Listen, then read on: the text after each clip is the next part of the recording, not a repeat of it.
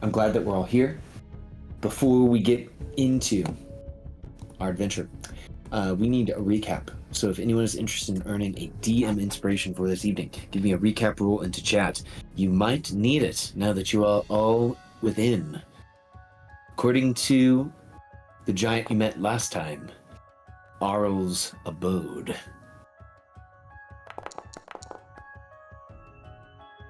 I'm just getting those low rolls. Low rolls out of the way. Well, we have a 14 going once, going twice. Sold to Akia. Akia, please take it away on the recap. The last time we started our adventure, we were at the bottom of the stairs to Grimskalle, the namesake of the island, a tower/dungeon at the middle of this island that we're at, Solstice Island. Mm-hmm. And Gaiman yeeted Nass, and her ghost had to follow her body. We could not trust her. So that's what happened. Yeah, Akia was not about to go into a dangerous situation with the person who tried to possess them. And possessing other people whenever they felt like it. So, we made it into Grimskalle, started exploring, found 2 rooms that we didn't find anything in particular in, but we found another room that had a very ancient frost giant that insisted on doing battle with us, much to Gaiman's dismay. Before dispatching the giant did give us a lot of information about Grimskalle in exchange for an honorable death in battle. Basically, we've discovered that Grimskalle is currently being occupied by Auril and is the base of operations for her taking flight on a rock and going up into the sky every day and continuing this magic that causes the eternal sunscreen. The not exactly night, but pretty close to it. We've also discovered that there's going to be, if we go down instead of up in the castle, we'll be facing multiple trials. A trial of cruelty, trial of isolation, trial of endurance, and then trial of preservation to get down to a magic tome that we don't actually know what it's all about. Nass was very interested in it, but who knows? It could be the secret to everything or nothing. And we have decided to head down, and we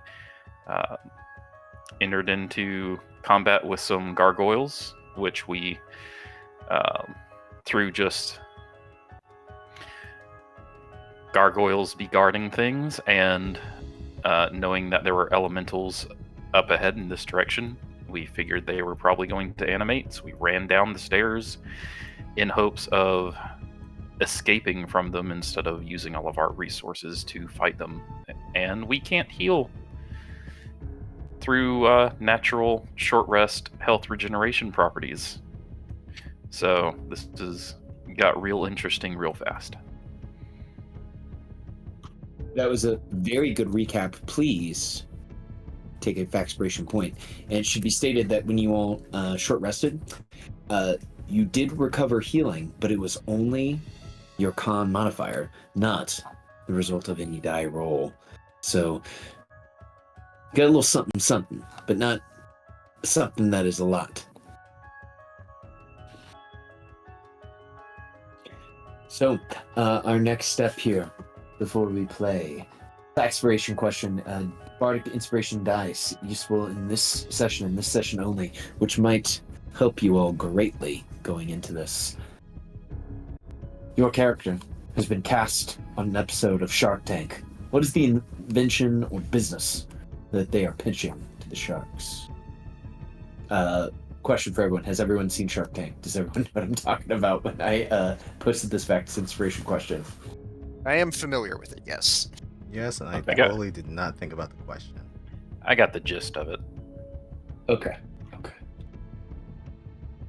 Well, let us begin first with Evilis, the White Lotus. Lotus, what do you have for the sharks? Well, being a native Marylander, Lotus is always looking for more efficient ways to help take apart delicious crabs. And, needing to use like mallet, cracker, knife. It's like, it'd be so much better if you had just one device that could use it. Like the whole infomercial thing. There's got to be a better way. So essentially, throughout her time, she would basically work up something that's akin to a wand, where the idea is that you would it would have one sharp end, and you'd basically gently pierce the shell in the center of the crab, and then you'd hit a button on it that would basically cast a very small localized version of shatter. It would basically break open the whole crab in just a matter of seconds. Oh, that's super dope. I love that, and my wife and I watch Deadliest Catch all the time, so I'm always hungering for crab. I think Mark Cuban would give you the thumbs up on that one.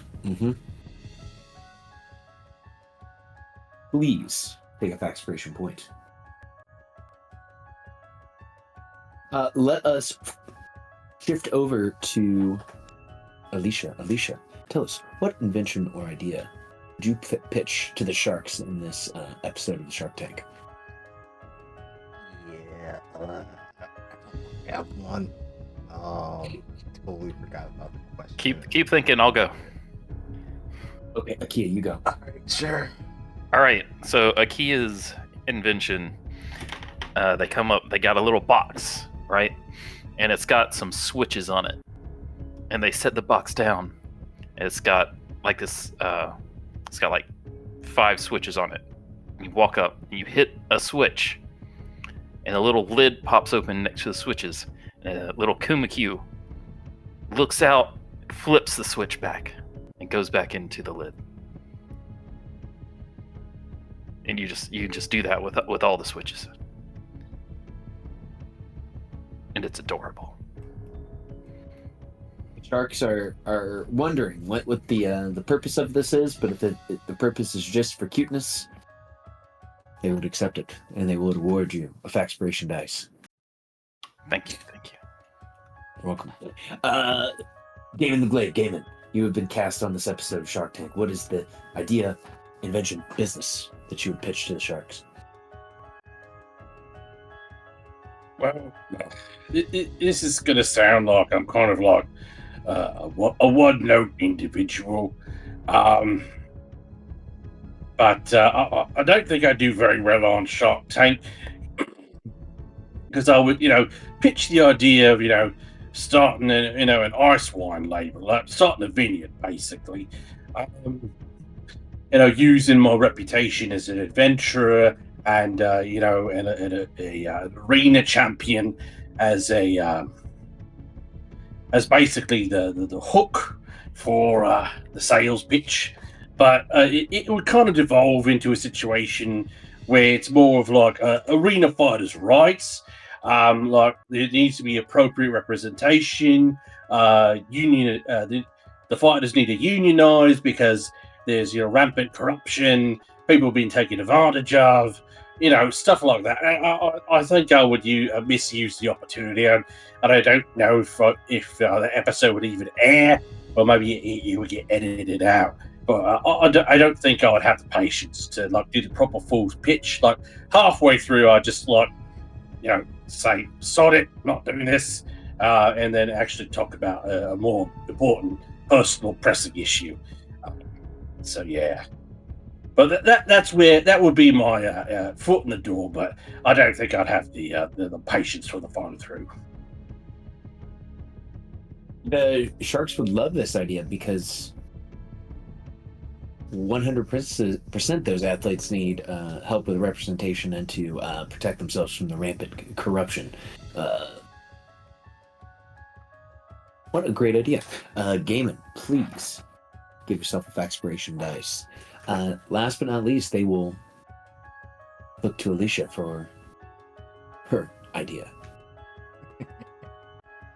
So Alicia would come into this room with this about 5-6 inch contraption that has 3 iron rings around it and a piece of coal in the center. And they would say that this is the Sol Para Todos, or the Sun for All. They would be intrigued. What is the Sun for All? So all you have to do is charge it up with a little bit of magical energy, because hopefully this is taking place in a setting that has magic, and it would create a localized ray of sunlight.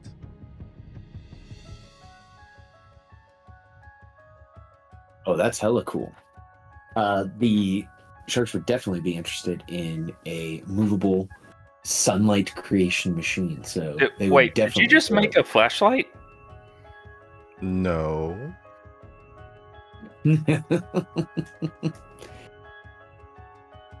Maybe. 15 flashlight all the way, and they could definitely use that type of deal. But also,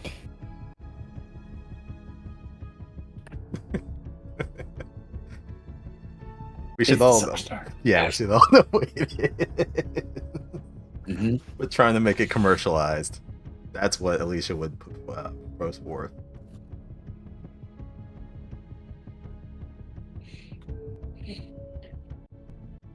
Absolutely. Well, please, Alicia, take a Faxpiration dice. We should all be charged with Faxpiration, and I am going to move us back into the castle, Grimskalle, that we were adventuring in our previous session.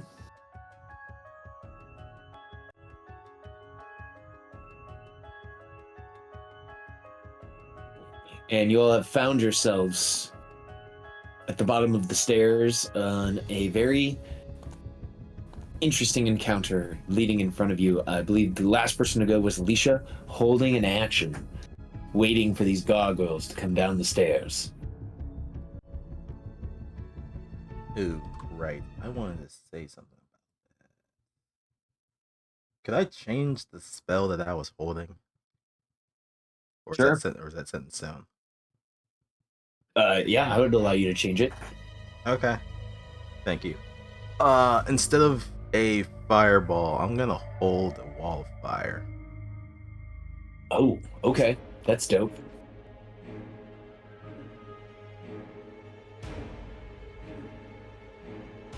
Okay, Alicia's gonna hold a wall of fire. Okay, perfect.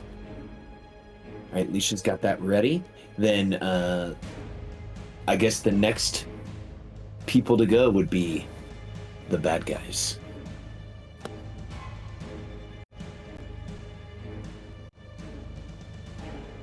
I think. Can we not and see? Are we not supposed to see? You guys not see? I can't. I can see. I can see. I'm seeing us on the lower level here. And I might be mistaken. I think Gaiman, what did you use your action for? Were you holding an action to do something when we all got down the stairs? If I recall, he was holding an action to run after the rest of us. Yeah, That that's sounds what it correct. was. Because the timing got out of order. No, the timing wasn't out of order, but like I was kind of pushing us to like running from the fight. So that's my action was to hold my action. Hold my turn. That was one of the few things I was able to make out through that horrible internet connection. But you did make it out. In Gaiman, I think why you may not be able to see anything, your light source ran down the stairs, and it was completely dark in here.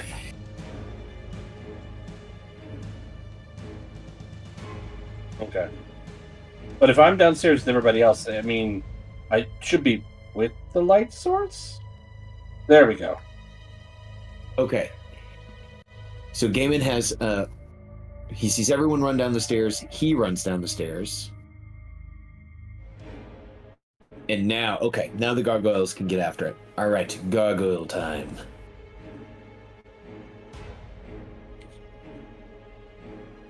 Visionary gargoyle will go down from their perch. They will start flying down the stairs. Oh, guys, these teleporters. They're going nuts. Alrighty, and I believe my trigger was the first hostile I saw that was coming down after us.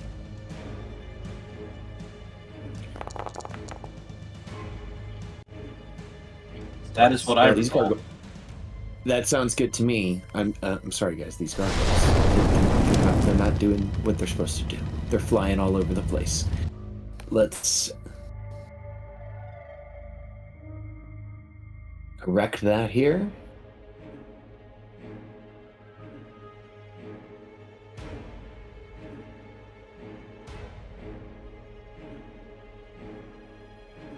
All right, there we go. Okay, so Wall of Fire is active. Visionary Gargoyle flies down the stairs into the Wall of Fire. So the Visionary Gargoyle needs to make a dex save. Wolf. That is not going to pass.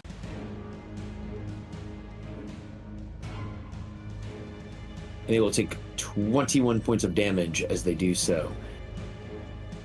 As they screech in pain as they fly through the Wall of Fire. And they will kind of fly out away from the stairs to, we will say, this square here.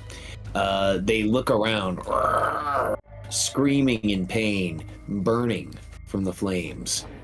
And as they get to the bottom, they are going to throw an icicle.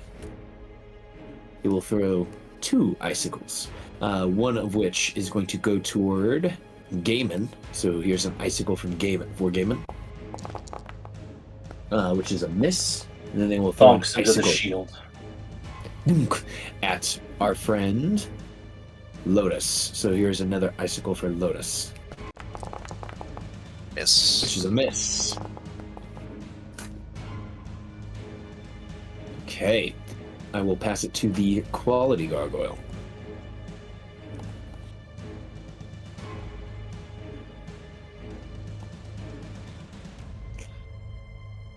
It's going to basically use all of its movement.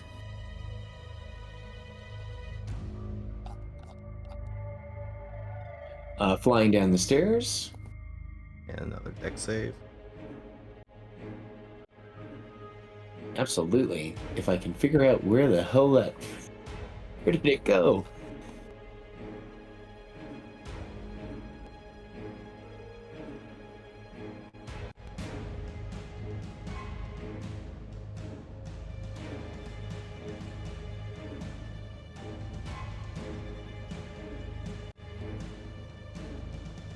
Alright, here we go. Quality Gargoyle, deck save. That is not going to do it. That is a 12. 21 points of fire.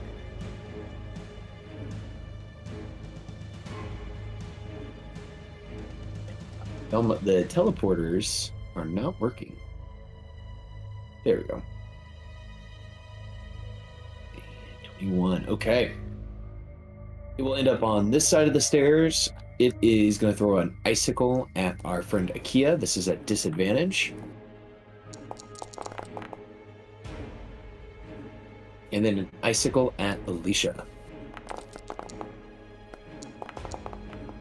Is this straight or disadvantage? This one is a regular roll. It had disadvantage to throw at Akia because Akia was dodging. Ah, okay. What is exactly my AC? Oh, Warding Flare. Oh, can you use your warding flare? Because you held your action to do. Oh yeah, that's right. I can't do that. Never mind. All right, here we go. So that. Whispering Gargoyle. Copy.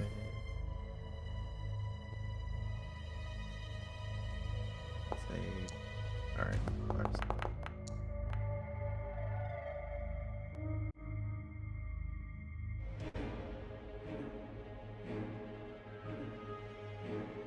All right, we will say Whispering Gargoyle ended up over here.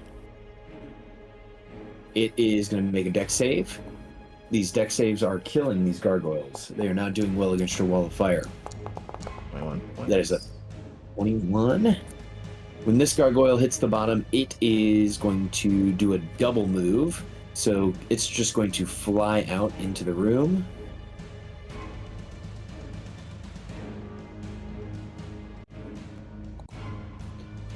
Unscrupulous.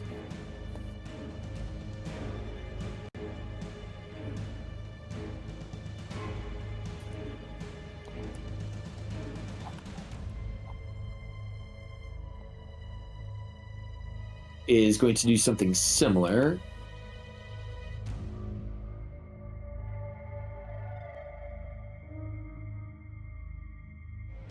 It is just going to double move out into the room.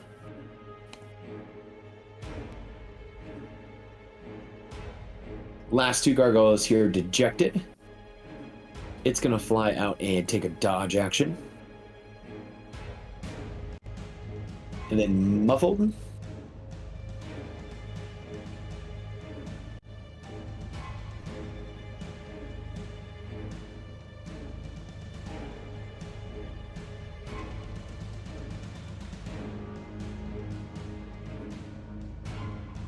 When it hits the room here,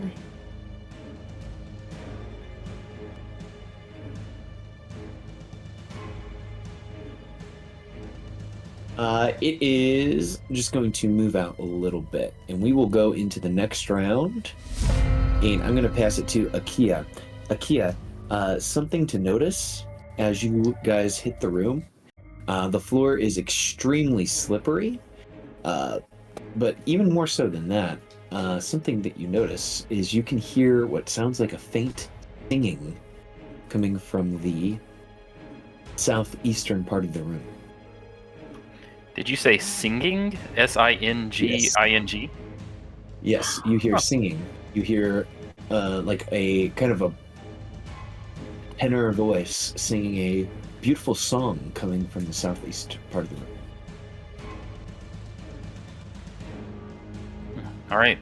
So can I get dex saves from those other two gargoyles that can do the Absolutely. stairs? I think it was Unscrupulous and one other. Yes. So they're all hurting. 21. These guys basically all failed their dex saves.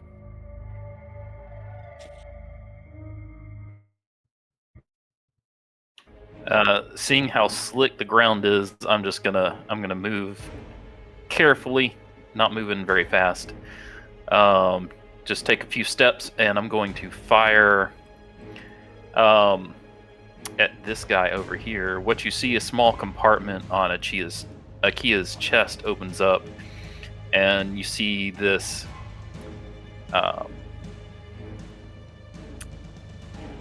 Frost Viper infused bloodstone that starts to crackle with electric energy and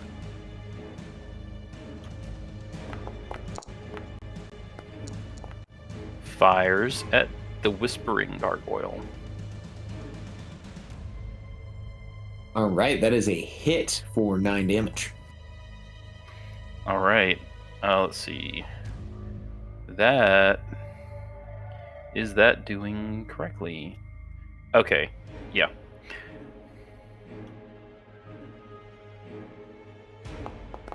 And second attack.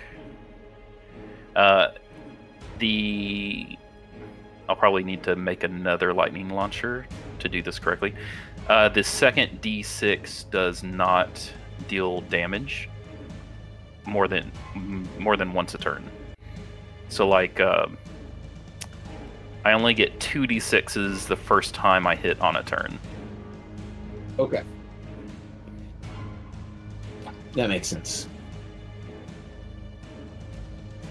All right, and then bonus action, I will do a scanner.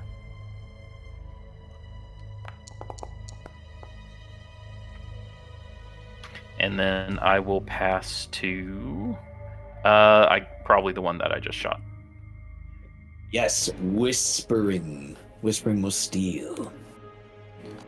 Whispering growls in a whispered voice, and it will use 60 feet of its fly speed to go to a 5-foot distance.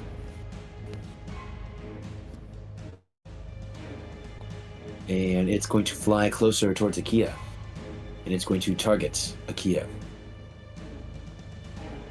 It is going to use its multiple attack, and it is going to start with a bite upon Akia. Ouch. For a crit. I will use my reaction to attempt to blind it. After I apply that damage. Oh, it's blinded. Rolling a natural 1. It can't see as it's wiping at its eyes. Yay. So its attack will be at disadvantage that it makes with its follow-up. 24. Okay.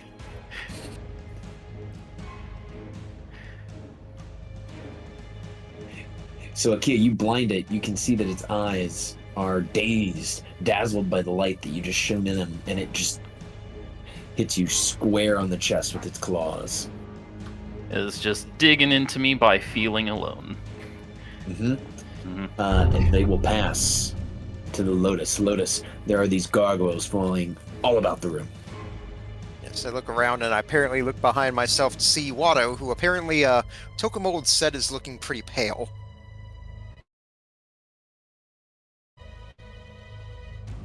Alright, I'll stay where I am for the moment. I'm going to go ahead...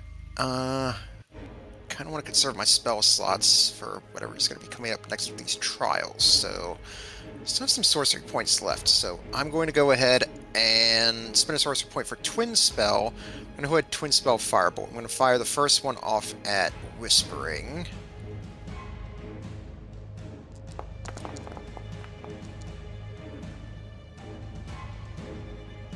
Ooh. Yeah, and this is for at 12 advantage. fire damage, yep. Alright, then I'll fire the second one off at Unscrupulous. 19 for that 6 is also fire a hit. damage. Alright, then I'll take a little bit of movement. I'll just move up here behind Akia. So I kind of put myself between Akia and Gaiman here. And that'll do for me. That since Unscrupulous took damage, that would give them the opportunity to steal. Okay, Unscrupulous will steal. Alright, Unscrupulous is going to kind of fly in the air, using 20 feet of its fly speed, moving closer to Lotus. As it begins to fly, it is going to drop down 15 feet. So that uses up 35 feet total of its fly speed. It looks at Lotus, and it will target you, Lotus. And as it's reaching down, it reaches its claws out to try to grab you in a grapple. So it's going to attempt to grapple you. That is only an 11 on its grapple check. You can make either a acrobatics or an athletics check to avoid Alright, being I'll go grabbed. for acrobatics. Dirty 20. Alright, Lotus, at the exact right moment, you duck out of the way of this gargoyle reaching for you. Okay. It will go ahead and pass to Muffled. Alright, Muffled sees that it's got this large target in front of it. It will drop 15 feet to start doing battle with Gaiman. It bears its icy grin at you, Gaiman, as it goes for a bite. Oof. For 8 damage on Gaiman. Okay. And then it will follow up with a claw attack. 17 miss. And Gaiman, would you like to steal? Yep. Okay, Gaiman, you are up.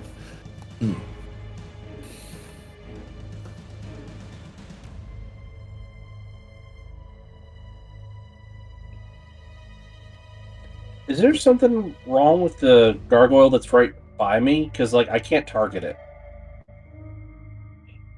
I'm not sure if there's something wrong with it. That is Like, I weird, could though. hover over the others and I can target them.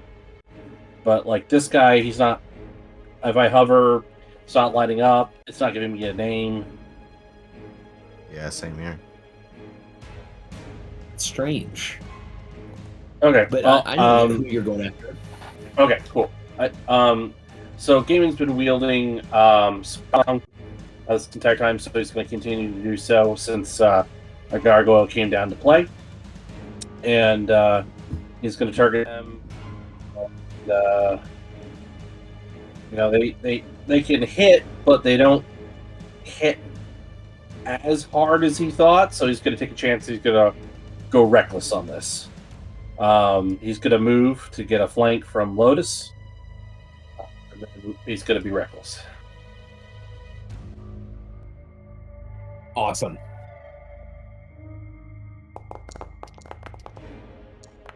So 25 for 13. Absolutely, that hits. All right, and we're not using any of the special abilities just yet. We're going to try see if we can't do go au natural against these enemies for now. Sure. An extra attack.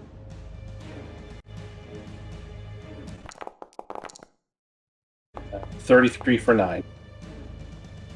There's another hit.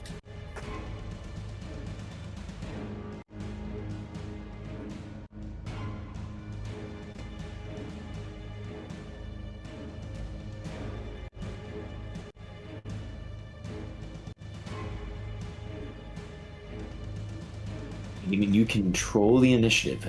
This guy's already gone.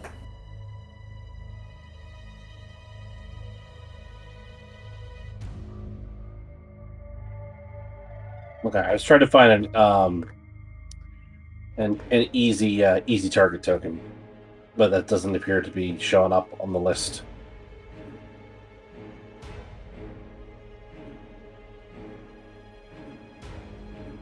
All right. Oh, for Gaiman? Yeah. There we go. Perfect. Thank you. Does anybody want it? It's Alicia or Gargoyle, it looks like. All right. I'll pass to Visionary just to get that guy out of the way. Absolutely. The visionary gargoyle. It's 20 feet up. He is going to move down into a flank with Gaiman. Just a conga line there. And he will attempt to fly behind Gaiman and grab Gaiman under the arms, doing a grapple. Gaiman, you feel these arms try to come underneath your armpits.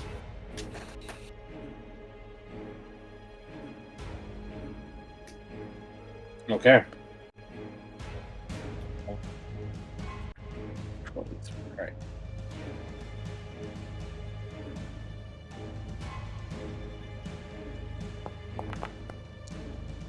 He's got me.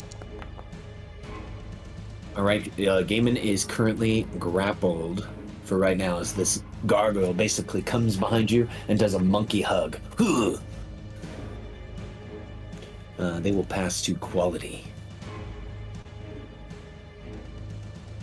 All right, quality gargoyle.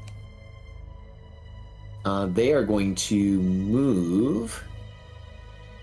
They are 20 feet up in the air. And they're going to fly over toward Akia. Akia, as they fly over to you, they kind of extend their arms out in like a punching type of maneuver, and they're going to attempt to shove you prone, Akia. This will be opposed strength or athletics checks. I think you can also do dexterity acrobatics here if that is better for you as well.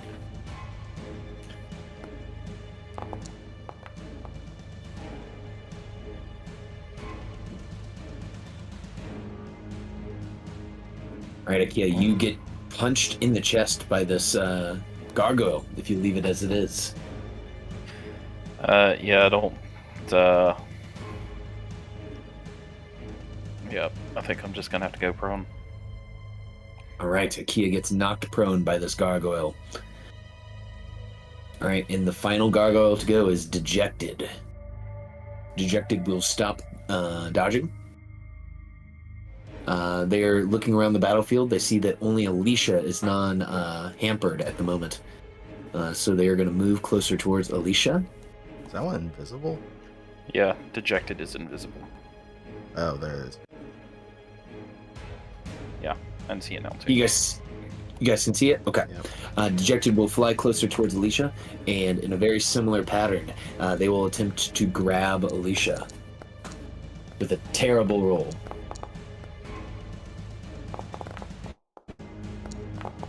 Ooh.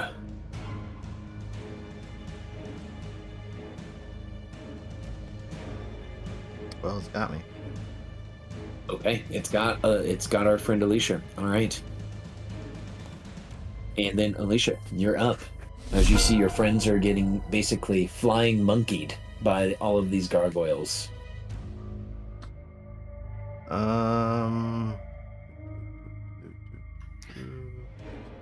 You can fireball me if you want. You say that now. That's all the gargoyles that came from upstairs, right? Correct. There should be 6 gargoyles down here, which is what you all saw on the ledges above. Okay. Wall fire goes away. I dropped concentration on it. That doesn't need that anymore.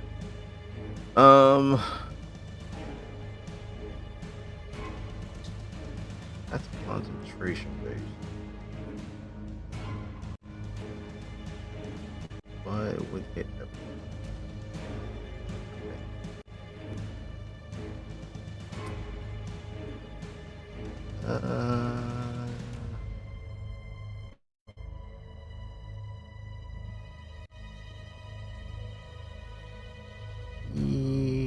Yeah, sure, fuck it. Do it.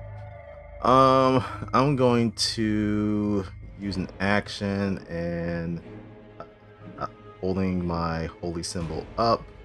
I'm gonna spend a channel divinity. I'm gonna do Radiance of the Dawn. So all creatures within 30 feet need to give me con saves. DC 17. Or all hostile creatures. Right, 6 saves coming your way. Looks like half failed, half passed.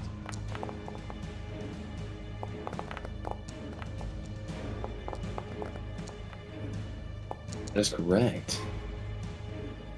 Alright, the ones that failed take 18 points of radiant damage. The ones that passed take 9. As a burst of sunlight erupts from Alicia for a brief second.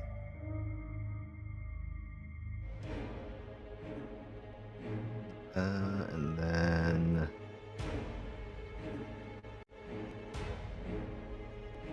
I don't have this up often, but I'm going to. Bonus, I think it's a bonus action. Alright. Is okay.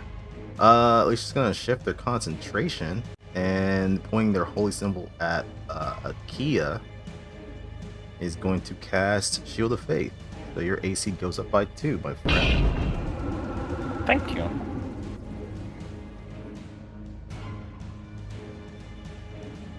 I'll hold concentration on that for now. Very cool. And I am grappled, and I'm not going to be going anywhere for now. So that is it from me. any of those gargoyles can steal because they took damage. All right, I'm going to pass to Unscrupulous. All right, Lotus, Unscrupulous is going to move away from you.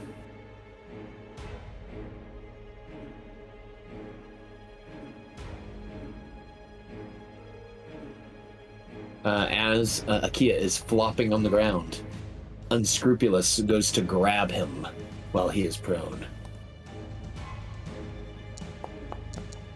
Akia, you need to defeat a 10. You're able to avoid him grabbing you. Just flopping around like a fish. Alright, that was his action. He'll pass to Quality. Alright, Akia. Quality is also going to attempt to grab you while you're flopping around on the ground.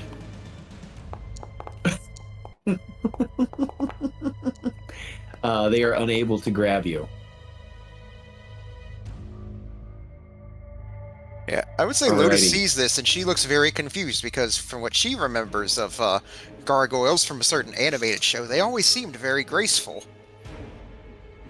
These are apparently not. Alright, Whispering. When does Whispering become unblinded, Akia? That's a good question. This is the first person that ever actually failed that save.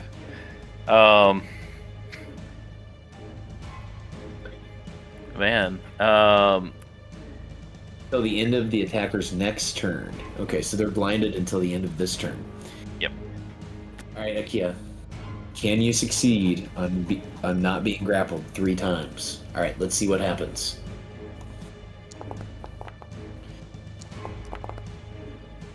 No. Okay, they gotcha. So, Akia, as you see this blind guy, he grabs you on the ground, keeping you pinned. And at the end of his turn, he becomes unblind. And then they will pass to Lotus. Lotus, there's these 3 gargoyles standing around Akia, trying to grab him like he's a greased up fish at the Yeah, I docks. see. By go ahead. Alright, yep, I see him there, and I am kind of sandwiched between a couple of them here. I do not like taking multiple attacks of opportunity, and while I do want to save my spell slots, I definitely don't want to test my AC against them. So I am going to go ahead and use my bonus action and my last remaining 2nd level spell slot for Misty Step.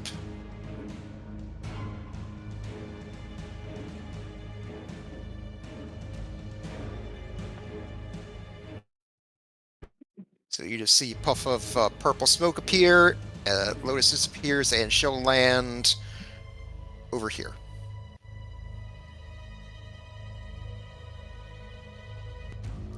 And I see something down south here. Absolutely. So here's what you see, Lotus. You see a walrus that seems to be... Oh, hold on.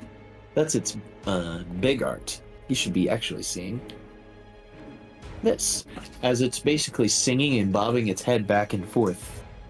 And it looks at you and it says, "Oh, hello." And it just continues to keep singing as it kind of flops around on its belly. Oh, he looks like a cute little Dr. Eggman from Sonic the Hedgehog. Now I can't But, unsee that. It's this big blue walrus. I guess, like, Lotus sees it, looks a little confused at first, gives it a little wave, and then turns back around. And I'll go ahead and spend another sorcery point for Twin Spell Firebolt. I'll go ahead and go Whispering will be the first target. We can take it out this time. Alright, 17 for 16 fire damage. So 16 destroys the creature that was grabbing Akia. However, Akia, you're not going to like this. As the gargoyle explodes, it explodes. Yeah, And I'm going to need you to make a dex save.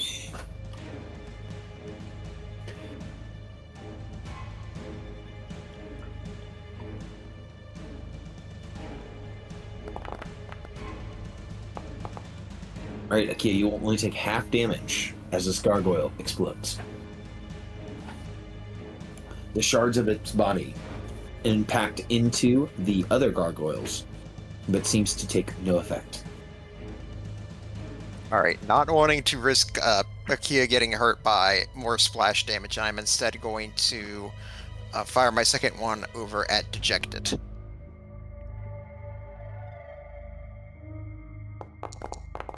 $25 for 16.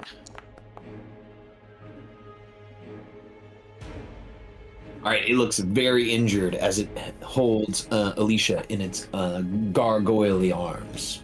All right, I guess that means I still have movement since I used Misty Step to get Mhm. away. So yeah, I guess I'll move closer towards the walrus dude and say like, "But my friends are in danger. Can you help us?" Oh, that all depends. Do you have any fish on you? All right. Let's see here. I guess she'll look through, and I do have some rations, and it says there's jerky in there. Is there any fish jerky in there? We can absolutely say that some of your rations are made up of like a trout jerky. All right. Yeah, I'll say I'll grab the little bit of rations and pull out the little bit of trout jerky. I'm like, it's not much, but I have this. Akuma will roll into initiative after taking some of your trout jerky and says, "I will help your friend." All right. And I guess, let's see here. Whispering's dead. Dejected took damage, and they're still up in the order, so they have the opportunity to steal. Absolutely. All right, Dejected will act. All right, Dejected has Alicia grappled, so it's going to fly up into the air about 20 feet with Alicia, so going up to a total of 25 feet, using most of its movement speed to do so. So everyone sees Alicia and this creature grappling in the air, and Alicia, it goes to try to bite you while it's holding you in its arms, only able to bite. Missing while it's holding you aloft. It can make a second attack, so it'll attempt to bite you again. And misses again as it's trying to bite you while it's grappling with you up in the air. Okay, that was Dejected. We will pass to, let's see here, Muffled. All right, Gaiman is grappled from behind by Visionary.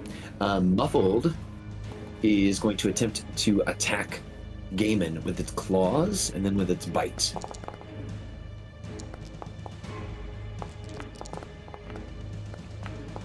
Uh, 26 hits. All right, and with that, Gaiman is hit for 5 Oh, damage. and the claws 17 that would miss. Quite good. Okay.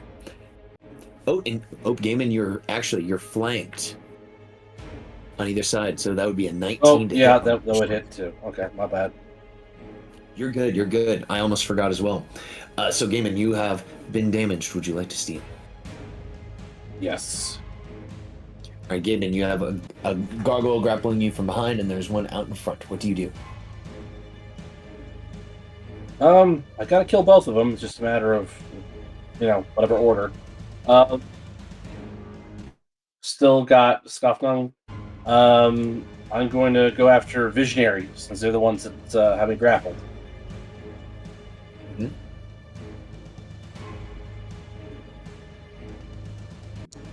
And I'm going to use a charge.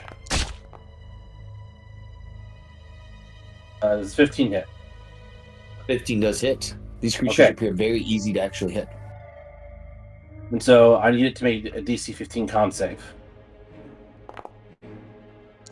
Damn it.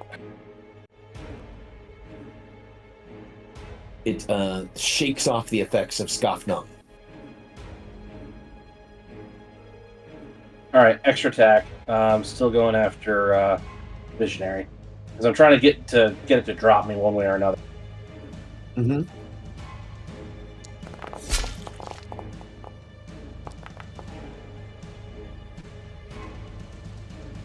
All right, 26 for 15. You need to make another con save. Barely made it. Damn it. All right. Well, that's what I got. All right, the visionary gargoyle. It's got Gaiman grappled. It is also going to fly up into the air 20 feet. So, Gaiman, you feel your feet begin to get pulled off the air as it begins to flap, pulling you up as high as it can. And it will attempt to bite Gaiman on the back of the neck with no flank here. Does it have a... Oh, does it have a... carry weight and things like that? Like, is it able to carry things that are like... does it like count like a size larger for like grabbing shit and flying away with it? Because I'm 300 pounds plus my gear. That is a So I'll good just point. Let's see here. It has a strength of 20, but it doesn't necessarily have any things that would allow it to carry it up. So I'm going to say it attempts to flap, and then it's like, oh shit, Gaiman, and it's you're too heavy, just based on your bulk, to carry you up. So it just will go for the bite attack on the floor for a 23. With the flank, that definitely hits. Then the claws. And after it hits our friend Gaiman with its bite and its claws, they will then pass to Akia. Akia, you're surrounded on 3 sides. Well, 2 sides now, excuse me. All right. I will stand up. And I think there's not a whole lot of good stuff I can do. I think I just better served as a distraction at this point. So I'm just going to move slightly, not provoking opportunity. I'm just going to move down just a little bit and take a dodge action. And then for my bonus action, I'm going to attempt to scan one of these guys. All right, what one question would you like answered about these creatures? Any vulnerabilities? You believe these gargoyles are vulnerable to thunder damage, which I don't believe has been dealt to these creatures yet. Okie dokie. I will call that out.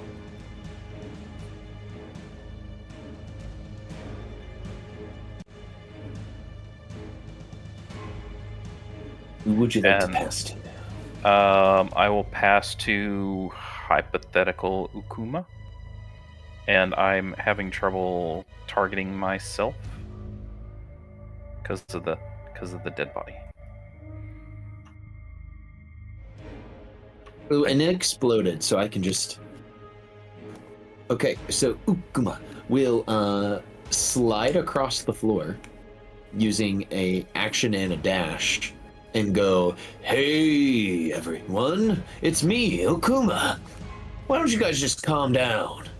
Leave these poor souls alone." And the gargoyles all look to Ukuma, and they shake their head no. And Akuma will sigh and say, "Well, I guess violence it is." And it will crack its neck to the right and crack its neck to the left. And then it will pass to Alicia. All right. Grapple by this stupid thing. All right, here we go. I need it to give me a wisdom save. Son of a bitch. Made it. Just on the nubbin. So that's a plus. Oh, interesting. Okay. Bonus action, not really anything. So that's it. Didn't deal any damage to it.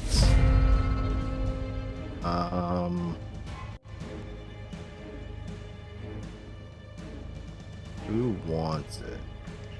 You can pass it to the gargoyles by me, maybe. Okay. Or you could pass to Upuma, see if he's gonna do anything. I'm curious about this walrus. Sure, I'll pass it to Kuma. All right, Akuma will move up and say, "You all are being too reckless," and they will make a multi-attack as they run up and they body flop on top of this gargoyle. Unfortunately enough, they miss, as there's a huge shockwave that is ushered through the ground. They will then attempt to hit with their tusks on the gargoyle, which will hit for 17 points of damage, nearly killing the gargoyle as the walrus yells in defiance. The gargoyle looks over and goes "Arr!" as it's struck by this huge walrus. Unscrupulous will steal, and it turns to look at the walrus. Looks at dodging Akia. And it's going to attack both Akia and the walrus once apiece. So it's going to throw a bite out at, hitting Akuma. And then it will throw claws out at Akia. Missing Akia. And it will go ahead and pass to quality.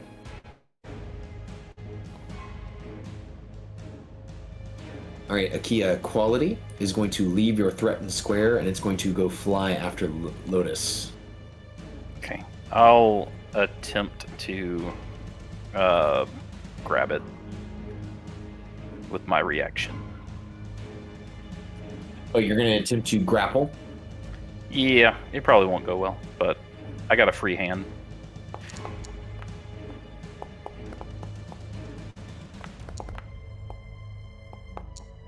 All right, it evades your grapple if you leave it as is.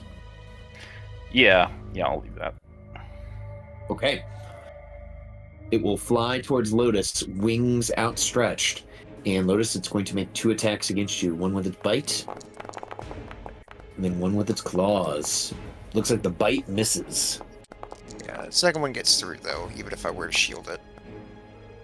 Okay. And Lotus, since you were damaged, you can steal. Sure, I'll go ahead and steal. Alright, this one right in front of me. I'll go ahead and attempt to shocking grasp it. 29 for 8. That is a hit. Right. So it doesn't get reactions, so it'll give me some, so I can move away from it a little bit. Let's go ahead and bop over here. Alright. I'm good here for now. I will then go ahead and pass to Gaiman.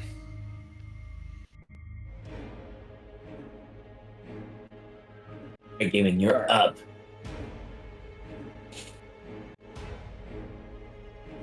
All right, so I'm going to continue hacking away at Visionary. So, yeah.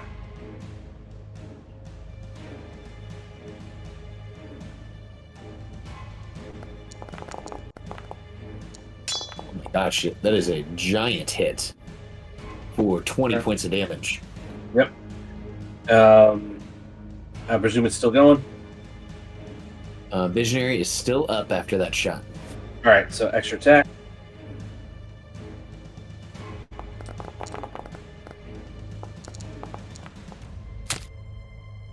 Oh, nope. I did. I don't need to make a save. I forgot to check off for the charge. Oh, need it to make a save? I don't. Okay. I'm hoping that 17 does it in. It is near death on that last strike.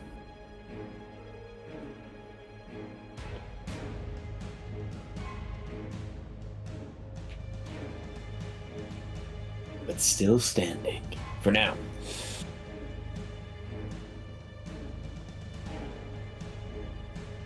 Well, that's all I got. Okay. Then Visionary is gonna steal. It's got Gaiman grappled, and it's like crawling around trying to do what it can, and it's going to see if it can push Gaiman over while it has you grappled. So it's going to make a shove attempt. Oof! I don't know if a 10 though is going to be able to pull it off. Well, we'll see. Let me roll some athletics. No, it is not enough. Oh no! And it is unable to do so. So that was Visionary's turn. It's going to pass to Akia. All right. Don't have much. I'm gonna step around here, and I will stop dodging.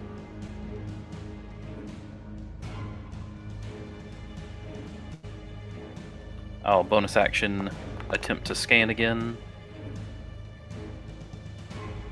All right. What question would you like answered about these creatures? Resistances? They are resistant to bludgeoning, piercing, and slashing from attacks that aren't adamantine or magical. Which so far you guys have just been hitting with magic. Okay. Well, in that case, I will item interaction, take out a sickle, and try to slash it.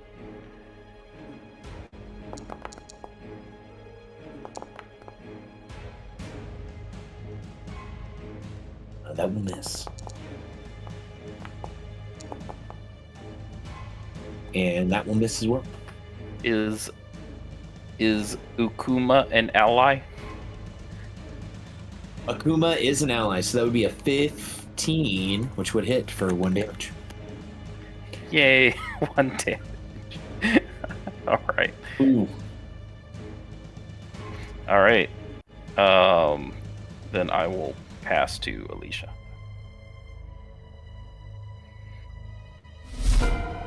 Right, Alicia, you're up.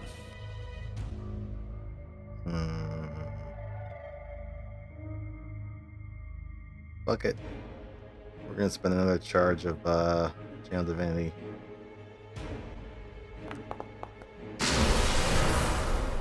Ah, damn. Con saves, please. All right, the gargoyle holding you succeeded. However, it doesn't have enough hit points to survive. That'd be So it is low. destroyed, muffled. Oh, hold on. I just get. Let's see how muffled does. Succeeds, taking 12. All right, let's see how visionary does. Okay, visionary fails, taking 25 points of damage. Gaiman, as you feel visionary be destroyed, it explodes behind you in its death throes. So Gaiman will need to make a dex save. All right. Do I see this coming? You see this coming. All right. Danger sense, baby. Advantage.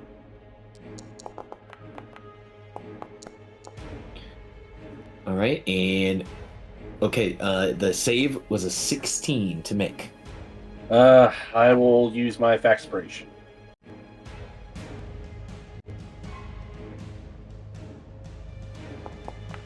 That is not enough. I will succeed at a cost. Okay.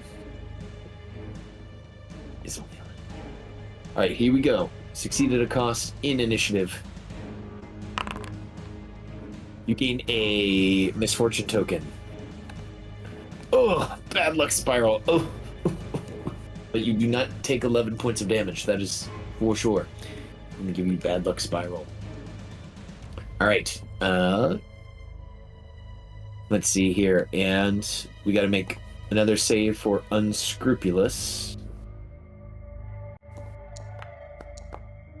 It fails, taking 25 points of damage. So I got to make So it all my blow up. shit's at -2 now? Because I had a misfortune token.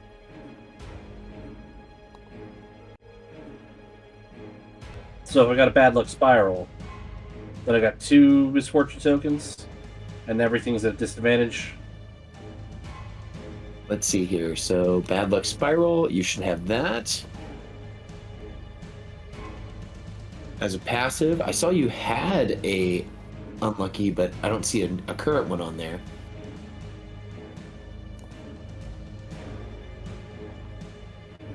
But yes, Is it the Until you same? get Is rid of this the this one. same one as Crash's stuff? Yes. It wasn't enabled. That's why. Okay. But no, this is nope. It's just a bad luck spiral. My bad. Okay. No, all good. All right, and this was the explosion for Akia, and then there's an explosion for our friend Alicia. So Alicia, you'll make a dex save in air.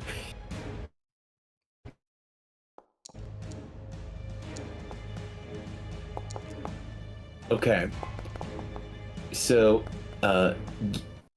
Akia, you and Akuma are going to take 13 points of damage from the exploding gargoyle.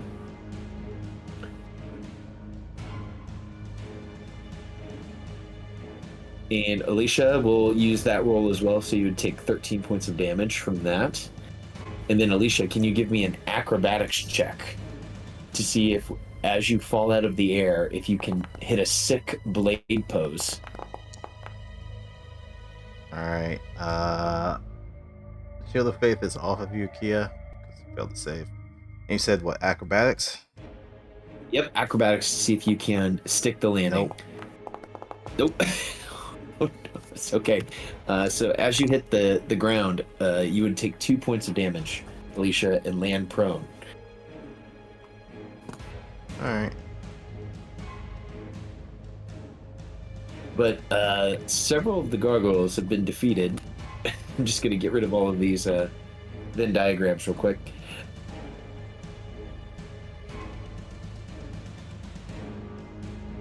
And Alicia, do you have any more action economy you'd like to spend? I have my movement, so I'm gonna spend half of That's it to true. get back up, so not from prone.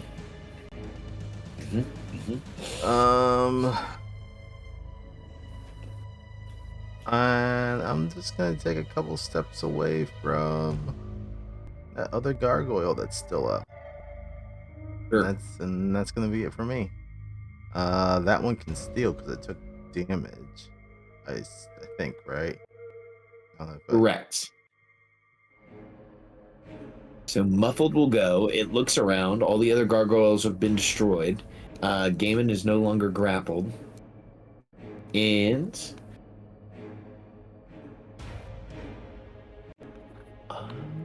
it's going to try attacking Gaiman. Here we go. It's going to go for claws.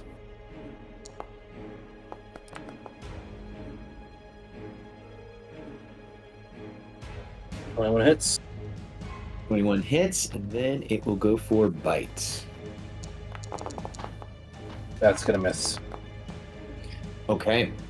So going into round 5, Gaiman, you can take it. Alright. So is the other gargoyle that we had trouble targeting?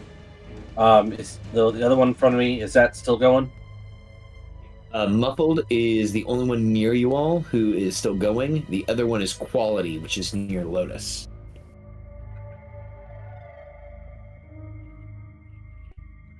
All right, so I'm going to be targeting the gargoyle that's right in front of me then. All right, perfect. It's flapping its wings, it's brandishing its claws. I will be reckless for this to cancel out the misfortune. So it's just a straight roll.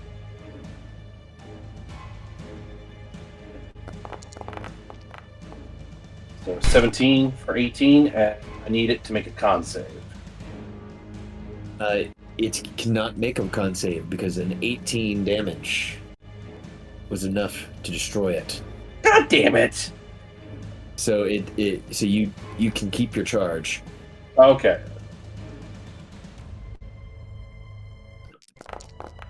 And Gaiman, as you destroy it, it explodes.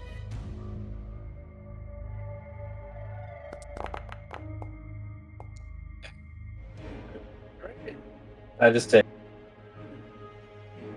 As Gaiman is just inundated with shards of gargoyle.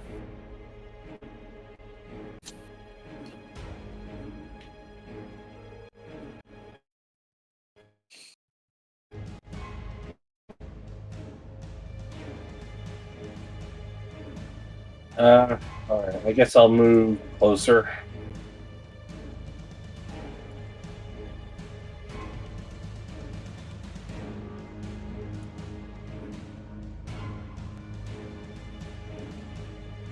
Alright, so that's my 40 feet.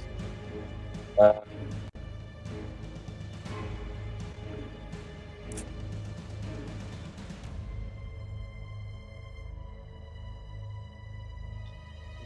really don't have anything arranged, so.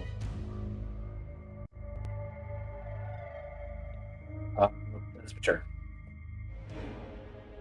Hey. And Gaiman, who would you like to pass to?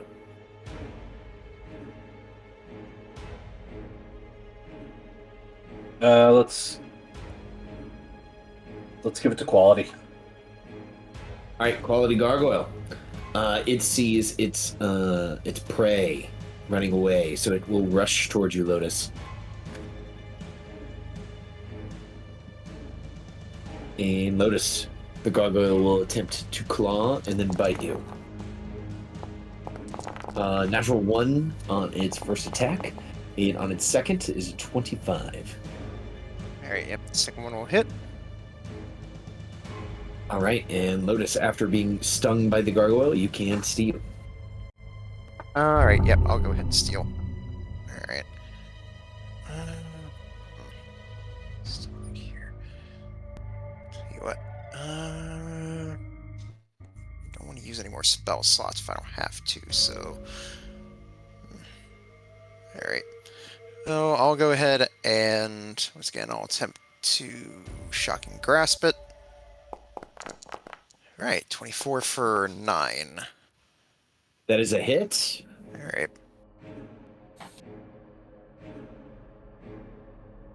Then I'll just go ahead and run back over this way, sort of using Gaiman as field. And I will then go ahead and pass to Akia.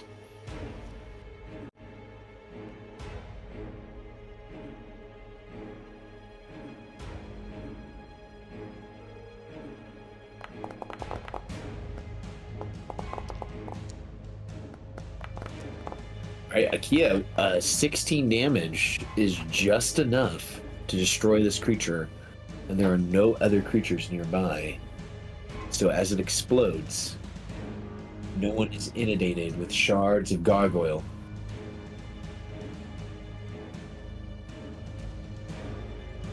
And as it's destroyed, we can end combat.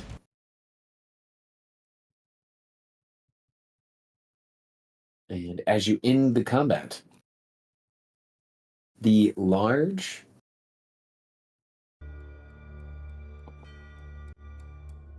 walrus waves its flipper at you and says, "Hello," again. Hello.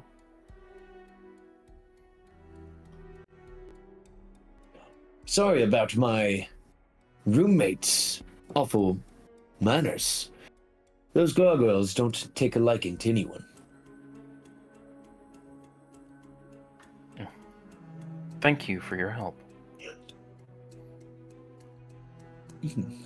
Yes, it's my pleasure. I am supposed to be a security guard, a guardian of this place, but I like talking to others more than I enjoy fighting those who come in here.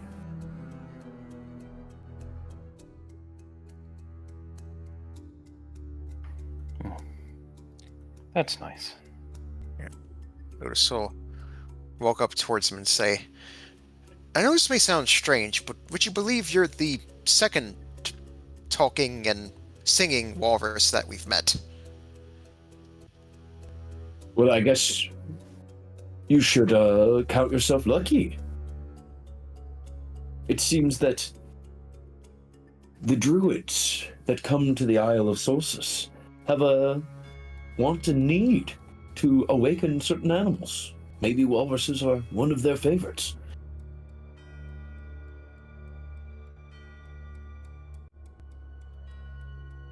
Then I just give him a brief rundown of the other walrus we met while we were diving, that I named Glacier. Oh. Well, if they ever make their way inside, I'll sure to say hello and welcome. Well, since you said you're sort of a security guard here, she'll just sort of like hold out her arms and say, what can you tell us about this place? Oh, well, to the north, the walrus will point its flipper, is a ancient tomb of a frost giant queen who died before the current mistress of the castle took control of the island. Her and her great treasures are said to be buried beyond those doors. In the south is a vault where the servants of the current mistress store the treasures of their faith. To enter the vault, it said that you must pass a test of the Frostmaidens make, a test that reflects cruelty, endurance, isolation, and preservation.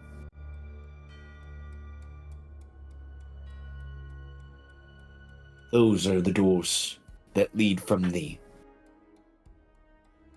and they look to the northeast, the southeast, the southwest, and the northwest.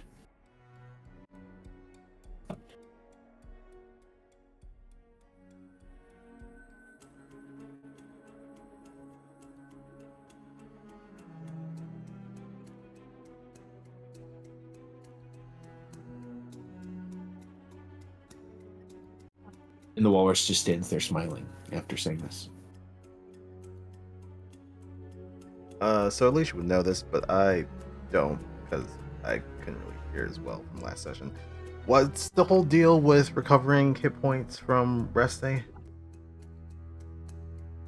Oh, the island seems so bitterly cold and cruel that when you guys take a short rest, it does not feel restful as it does when you are on the mainland. And when Akia went to roll hit die, they only recovered their con modifier per hit die spent instead of the hit die plus con modifier.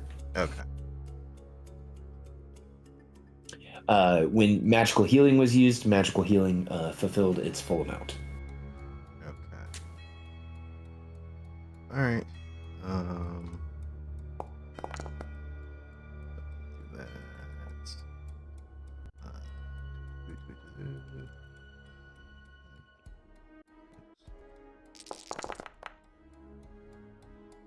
You guys can continue. I'm just gonna math out how much HP people are gonna start getting. The giant walrus just looks on to you guys helpful, waiting for any other questions.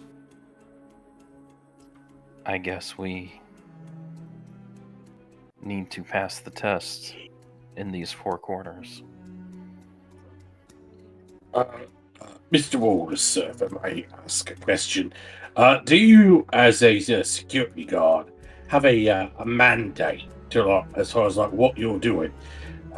We appreciate the sharing of information, but my experience is most security guards are supposed to intercede if unwanted parties show up on premises. So is that your job, or are you just here to act more as a guide than a guard? I'm just trying to understand what it is you're doing. Well, I'm supposed to intercede and attend to guard duty, but I'm not interested in that really at all. And your friend there gave me a lot of trout, and that's more friendly than anyone has been in the service of the lady. So I'm more inclined to help you all. All right, fair enough. Apart from helping us, you said you had other inclinations. What exactly are you inclined to do? Are you looking for a career change, or what, mate? Well, I quite enjoy singing, dancing, and, well, you all are quite nimble, sliding around on this ice rink. And as you guys kind of look down to the fog that's kind of coalescing on the ground, you all notice that this is indeed an ice rink that you guys have been running around on. And the walrus does a quick belly slide and does kind of a leap into the air into a little bit of a spin, landing on its tip fin and then slowly lowering its body back down.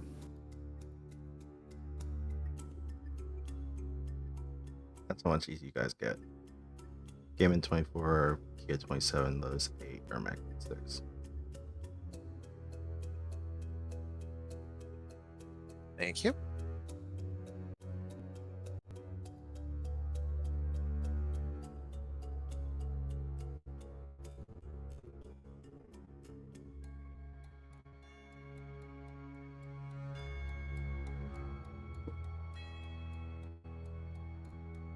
Are you offering anything? Do you have any more trout or fish? I could be very well swayed from my current employment.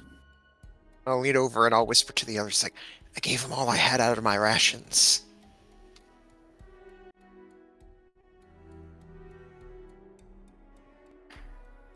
I don't eat, so I don't carry food on me, but I can make a gruel that I have been assured is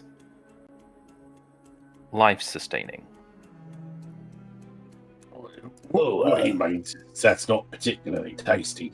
I mean, we've got other food we'd be happy to share with you. Honestly, your skill set is all geared towards, entertaining the masses. And honestly, a creature of your size and skill would be quite a showstopper. So, if you were looking for other opportunities, I'm sure we could connect you with somebody if you wanted to leave all this behind.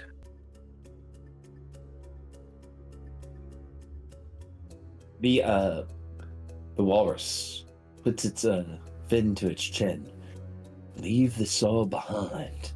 And you all can see a thought bubble maybe kind of emerge from its head. And you see, or you guys don't see this, but maybe the players see, it envisioning itself in a tuxedo and a top hat and doing a performance in front of a crowd of people and then cheering its name, saying, Akuma, Akuma. And the walrus will nod to you. I think I like what you're saying.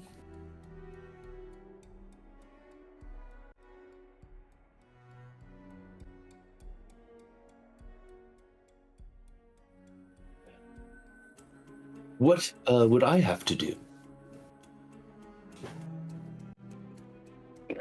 It would be, in exchange for your information you've provided, us any additional assistance, we would work with you to find you your appropriate management.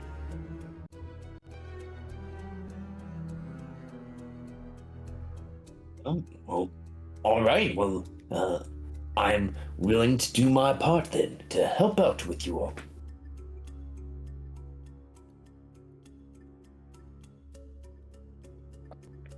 Question for you. You said there were trials to get to Auril's vault to the south and to the north was a burial chamber. Can you expand on what's going on with that burial chamber? Are there like traps? Is there an inventory of its contents? Just trying to get a sense of maybe doing one before the other helps us out in terms of certain tools. Well, I believe it's the burial chamber of the late Queen Vasaviken, the former matron of these halls, the lead frost giant that used to live here in Grimskalle. I believe her tomb is guarded. It surely must be, for she has a secret treasure. So I have heard among the frost druids that frequent this place. And please, Lex, go ahead. Oh, is that name familiar in any way? You guys did hear your friend Urtgard mention Vasaviken quite a few times in the conversations you had with Urtgard before his honorable death at the hands of Gaiman the Glaive. Okay. Would they be known from any historical sense in this region?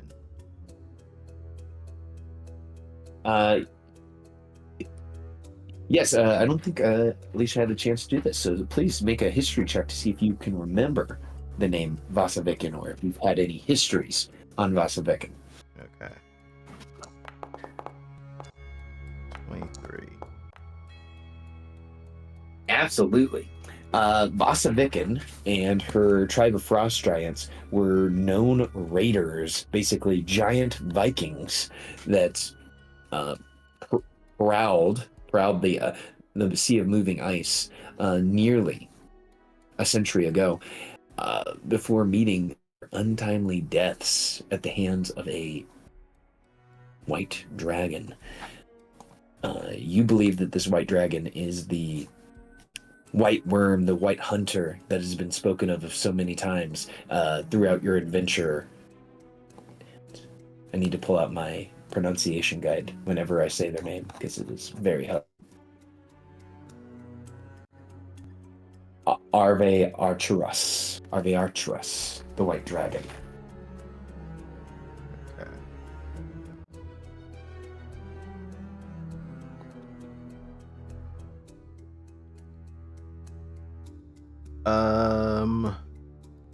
Would it be a separate role to know of anything that these giants would do for burying one such as royalty?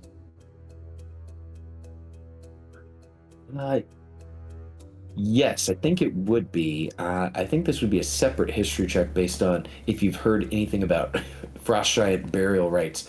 Perhaps Gaiman would be able to help you with that, based on his background as a Goliath.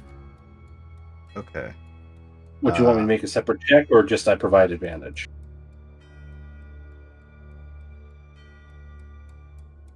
I think Gaiman would provide advantage on this. Okay. Then I'll do this with advantage. 27. So, Gaiman, you would have shared this information with Alicia. You have learned this through your trials and tribulations through your youth. Frost giants are buried in a very unique way.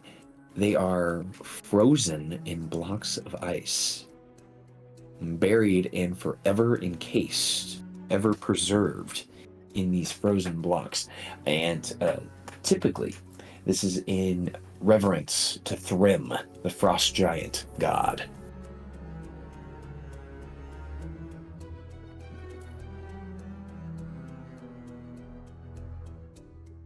actually a very interesting burial method being preserved within the ice.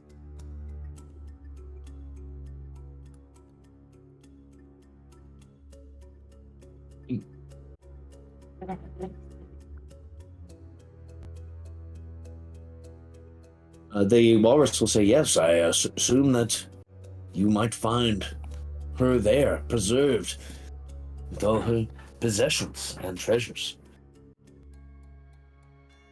But I do believe it is guarded and potentially trapped. By what, I do not know. Well, we're not exactly here as grave robbers or anything. I would like to at least see this tomb, but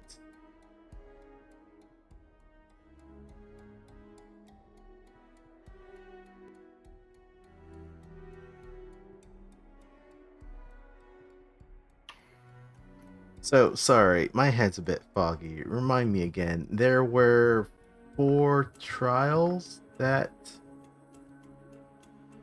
would need to be completed in order to do what now? Danica will speak up to this. I believe, Alicia, the 4 trials are required for us to be able to open the vault. She points toward the southern door. In order for us to read, or perhaps encounter, the Coda Seal of White,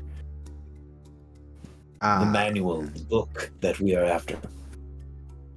And that is inside the vault. Okay, that makes everything much more clear.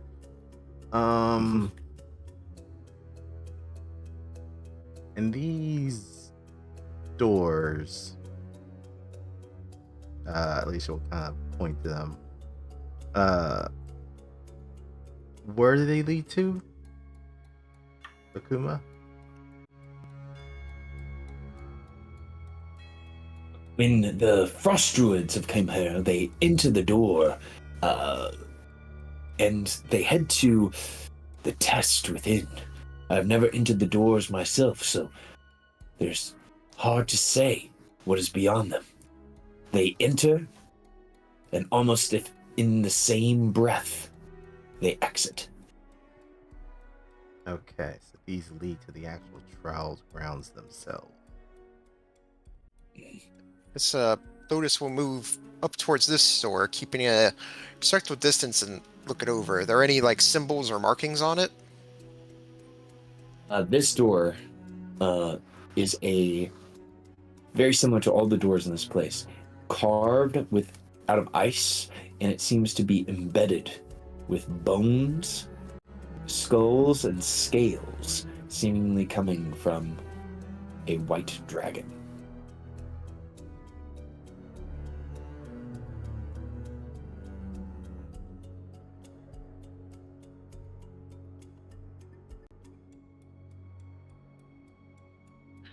I guess I'll do I always like to do. I'll tap aside the Flavy mask and have Flavy start scanning it, see if they might find anything useful. Beginning scan Lotus. And Flavy will begin to scan the door. Momentarily, the Flavy report comes back. No reported signs of magic on this door. Well, that's pleasantly surprising. Flavy says there's no sign of magic on the door, so I guess that means one, it's not trapped, but it's also just a rather mundane door. Though I'm sure we can't say the same for what's behind it. I found some beds. This must be where the acolytes would sleep to rest up for the trials.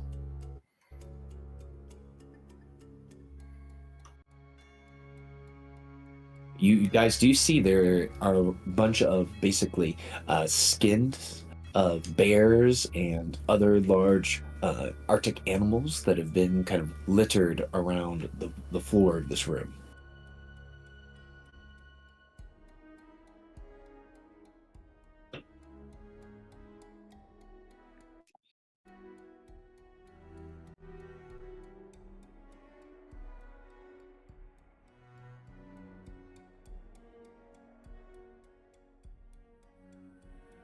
so that leads to the vault door. Same thing on the other side. Correct. There is another room full of like skins that seems to be a resting room. And then you have your cardinal directions leading, or north and south, excuse me, leading to either the tomb or the vaults. And then the between direction doors. Very similarly, Lotus, seem to be those carved out of ice doors embedded with bone and scale. I have a question, Ukuma. Yes. These trials, did any of the druids go in as a group, or were they done one person? They seem to all go in together and then come out together.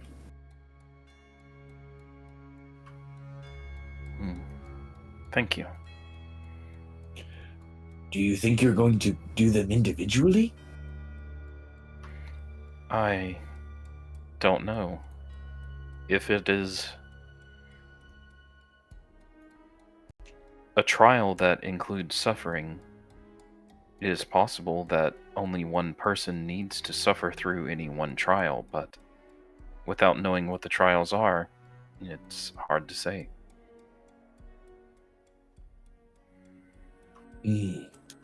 I mean, the isolation trial sounds pretty nice.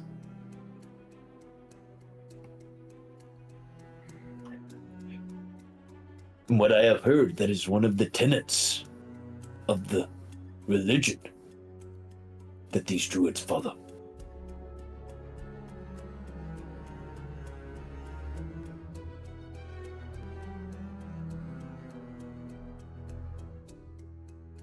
You wouldn't happen to know which door leads to the trial of isolation, do you?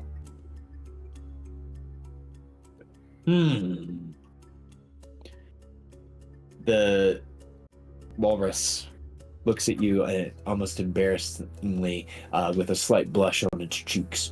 I do not. That's okay. Thank you anyway. So OOC, what are you guys feeling about these 5 possible doors we could go through? I guess since we don't know which door is which, it's only really 2 choices. Take a trial or the tomb door. Or, I mean, we could try to rest, but it doesn't seem like that's going to do much good. At least his nerd senses are taking them to the north to go see the vault. Or not the vault, the tomb.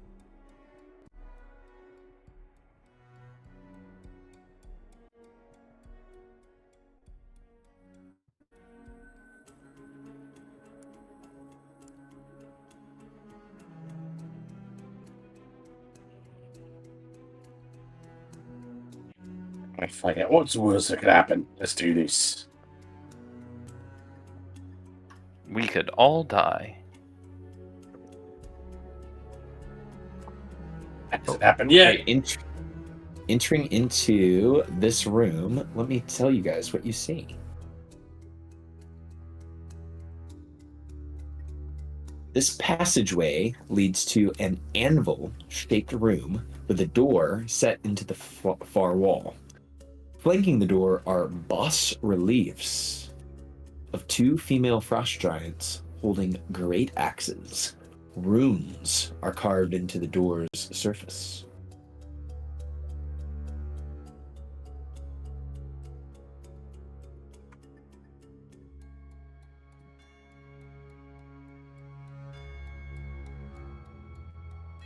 As Gammon can speak and read giant, is it, typical giant? Is it like old English equivalent of giant? Is it something completely different? The script reads in the giant language. In ice and blood, our folk are born. To our great queen, we raise our horns. We'll fight and plunder in the morn. To Vasaviken, we are sworn.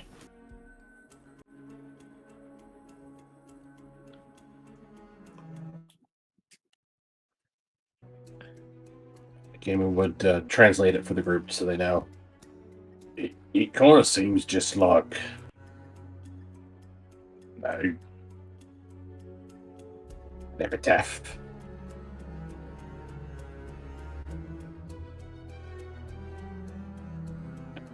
Can you have a look, see if it's locked or maybe trapped or whatnot? Maybe we should swear allegiance to Vasaviken before entering. Nah, No harm. That's not going to be possible. Why not? I've already sworn myself to one. I will show reverence, but I won't swear to them.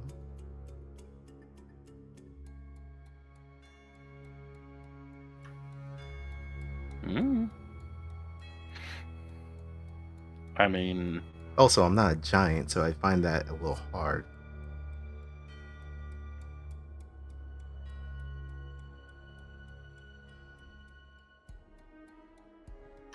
I wonder how Vasaviken felt about Auril. Or perhaps she died before. Raising. Eh. Sorry, couldn't help myself.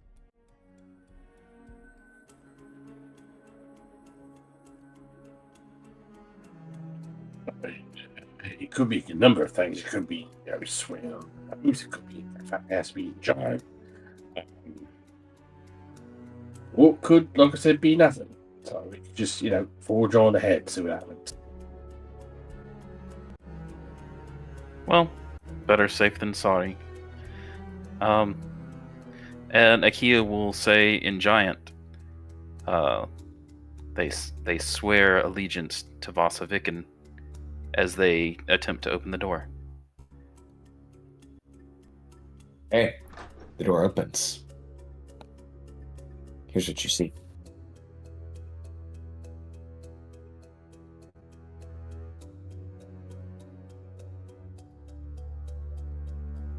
And here's what happens.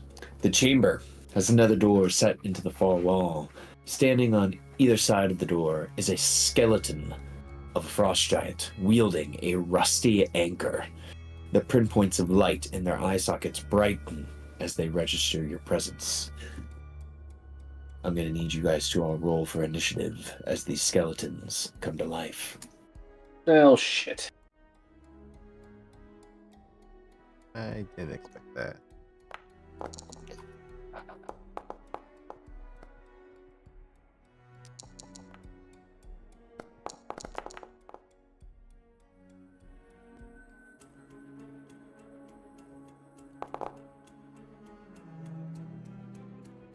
Guys, swearing allegiance to Vasaviken didn't seem to help.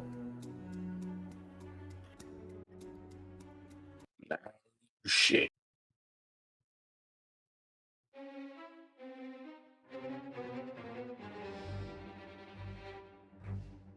I really wish I had a hammer right now.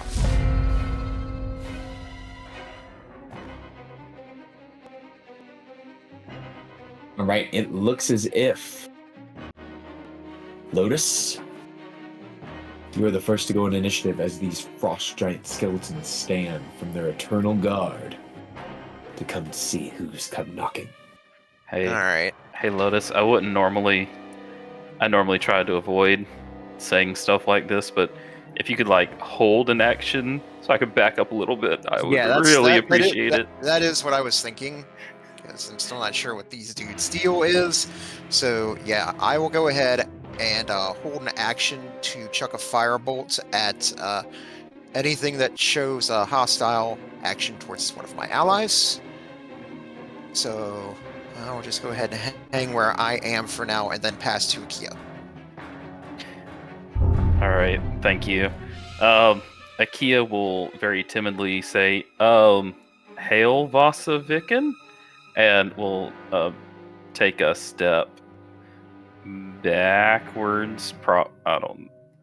I hope that doesn't provoke. You would provoke from both of them. Oh dang. Okay. Because they have a 10-foot reach. Okay. Okay, here it goes. So as you jump out of the way, two, it's going to say great axe, but pretend that they're rusty anchors swing out at you. So here's one.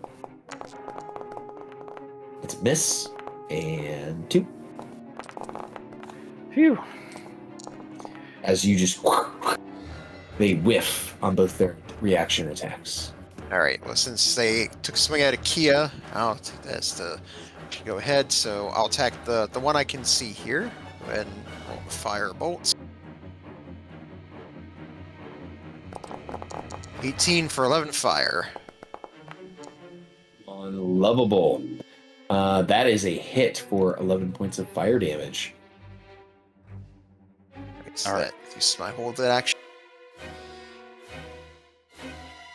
All right. IKEA is going to continue to back up, and they are going to toss a crate bonfire in the.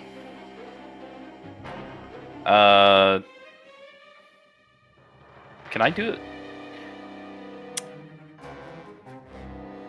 Can I put it between? No. No. I'll just put it in the doorway here.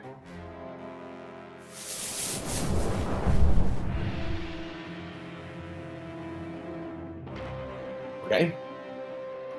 And I will pass to Alicia.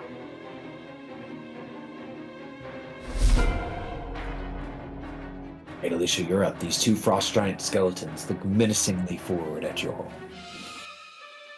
Oh, steel. Okay.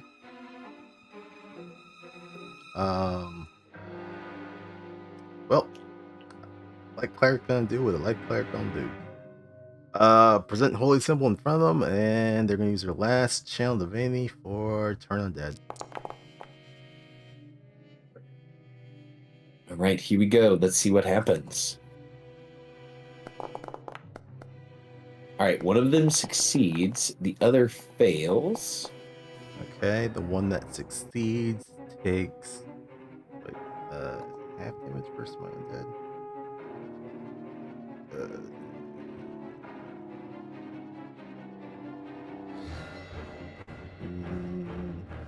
Doesn't look like it. Looks like it's all or nothing. Alright, so one passed. It takes no damage. The other one fails. It takes 26 radiant damage. And is frightened and incapacitated for the next minute. Any damage it takes. Well, that's not... Any damage it That's takes no will good knock fit. it out of it. All right, one of the creatures is... Ready?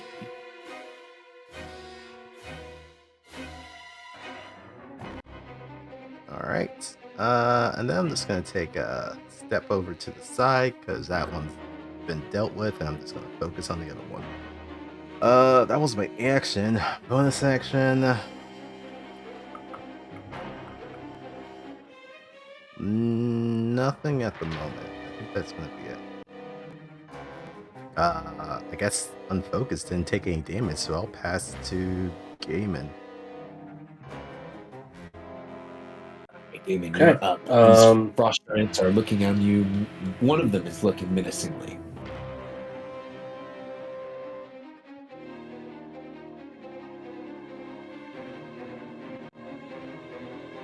I'm gonna have. I guess I use my last rage. These things are probably gonna hit hard.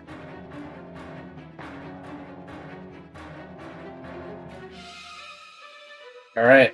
Bonus action rage. Running up. Unfocused. We're gonna hit him twice. We're gonna be reckless.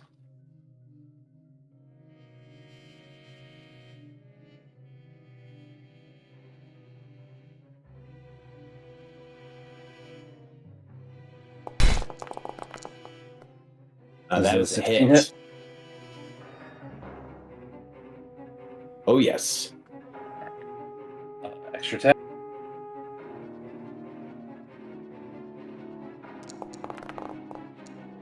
$30 for 20. That is another hit for this creature, and that is a huge amount of damage.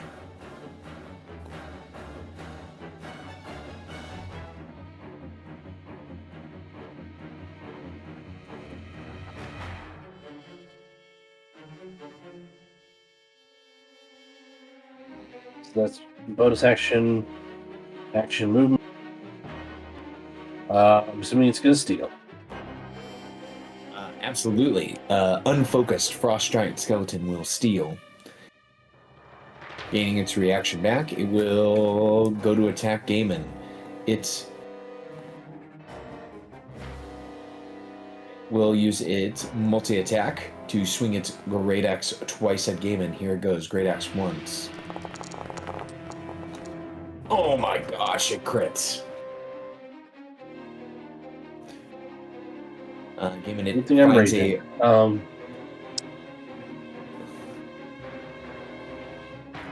I'm going to Stone's Endurance as a reaction.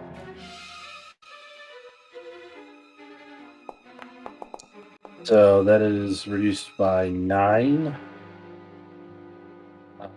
Well, it's half damage and then reduced by 9. Sounds good. Its crit does not deal as much damage as it was hoping as it swings its great axe a la Anchor again.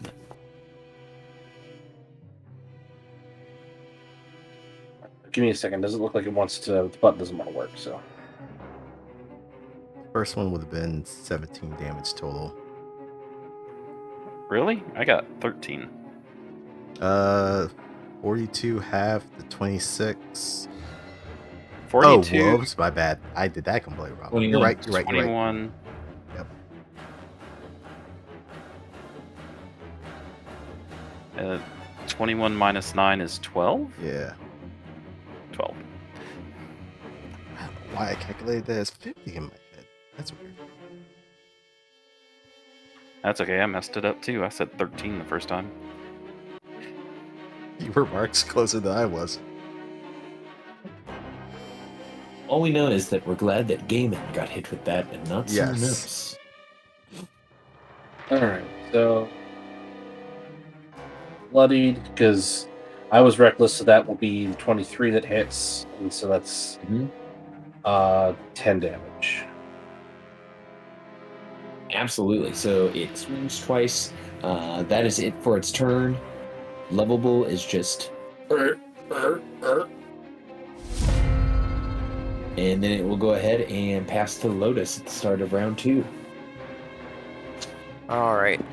Gaiman's kind of in the thick of it, and I really don't want to draw its attention towards. Then juice me up. That was the idea. I have enough. I have one last third level spell slot, so I'm going to go ahead and boost up Gaiman with haste. Shit.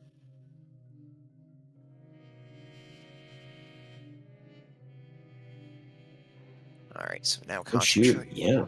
So now concentrating on that, and to make sure I'm out of the way, I'll go ahead, take move, and just bop down. I still want to stay within range of everybody, so I'll just bop down here. And then, you want it back, Gaiman? Sure. All right, I'll go ahead and pass back to Gaiman. All right. Is there a convenient effect for haste? It is in convenient effects, it looks like. Yeah. Cool.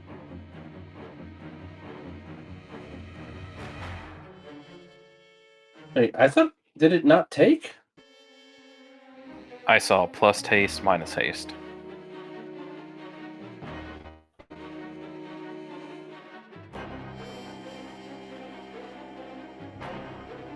Yeah, it went on and then went off.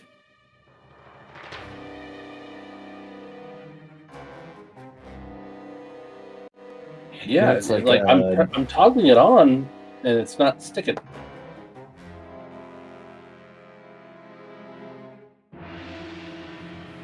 Now it's stuck. There we go. All right.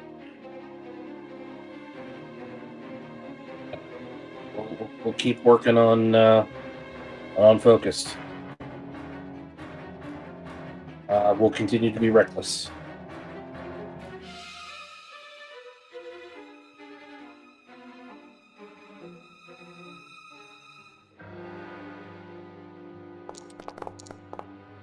Oh, that's a big 18 for hit. 20.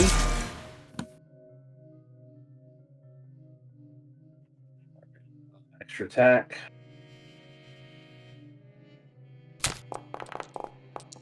33 for 26. There's another huge hit. And then hasted action.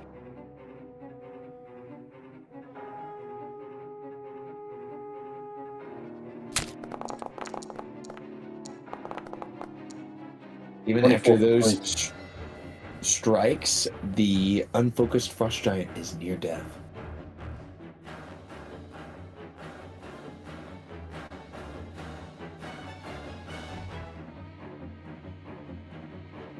I mean, I'd pass to Alicia, but it's going to steal. Correct. So, the unfocused frost giant skeleton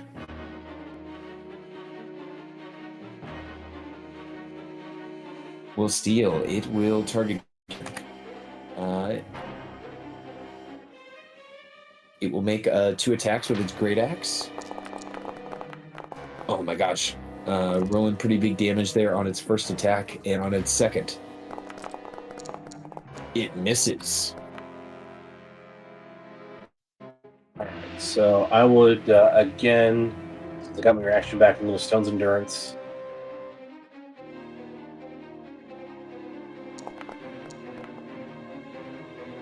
Alright, so -6.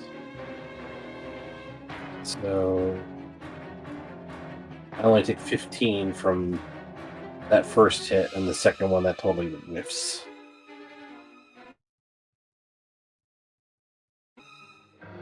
Right, so Gaiman has already gone this round, so it'll go ahead and pass to Akia. Akia, you're up. Okay, I'm going to reposition my bonfire, and then I'll pass to Lovable. All right, Lovable is completely incapacitated.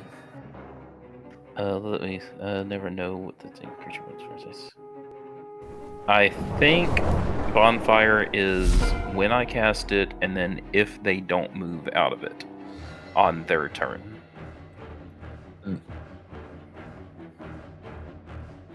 But it has been a long time, so I'm reading. Yes, Any that's creature in the bonfire space when you cast the spell. all right. 9 fire damage.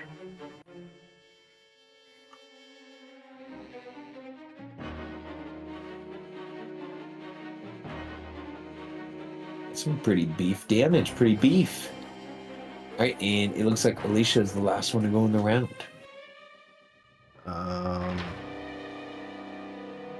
Okay. All right.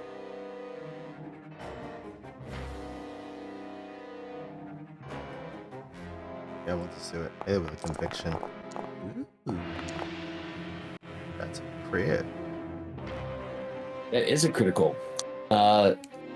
This creature only had 20 hit points left, so as Alicia calls out the power of conviction, Alicia, you can tell us what happened to the creature as you destroy it. Yeah, they point their holy symbol at the creature, and a focused beam of light bashes right through the center of its chest, out the back. The bones collapse, and the light essentially ricochets and hits Gaiman, and you get half damage, right? Yep, you get 10 temp HP. Cool.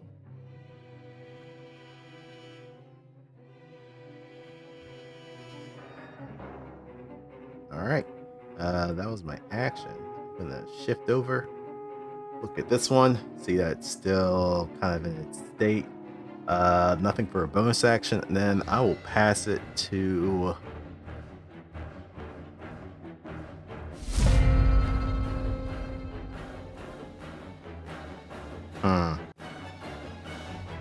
I'll pass it to Lovable.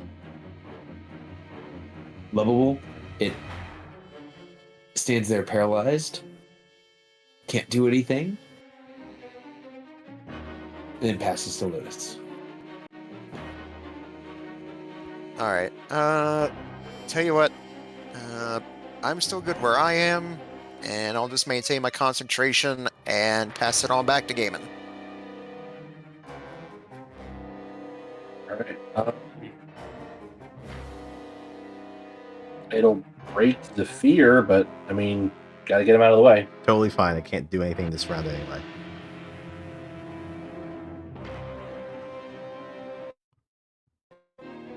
Reckless. 30 for 22. Right, with that, the creature is broken out of its fear and its incapacitation.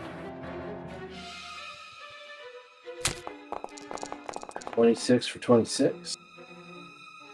Hasted action.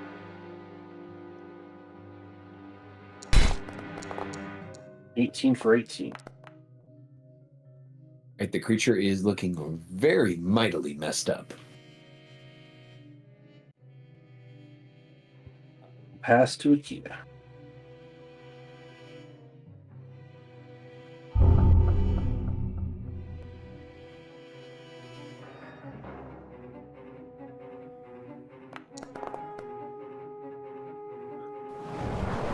This creature needs to make a dex save against the effects of Create Bonfire, and it fails.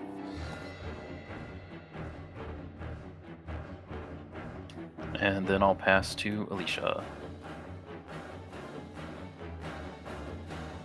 Right, Alicia, this frost giant has gotten out of its stupor, and it's looking very hostile now. Okay. Yeah,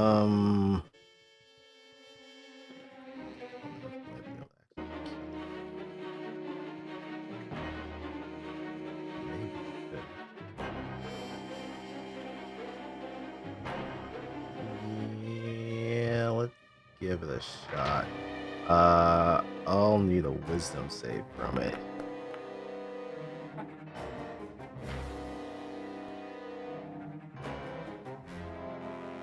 Hey, here we go. Wisdom saving throw from the frost giant. Okay, it fails. It fails. Takes 14 necrotic. Doesn't seem to be doing the Oh, wait. D12s. Oh, that's right, because I need to, because I think I changed how it's supposed to do. I think it's called versatile. There we go. 16. Okay. Alright, the creature is looking near death. And at the start of round 4, it will steal at the end of Alicia's turn.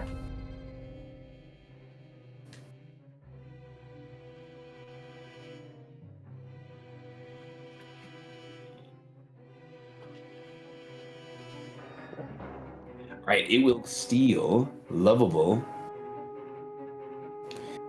It's going to see if it can't take out Gaiman here. Here, it's going to attack with its Great Axe twice. 2 pretty big hits against Gaiman.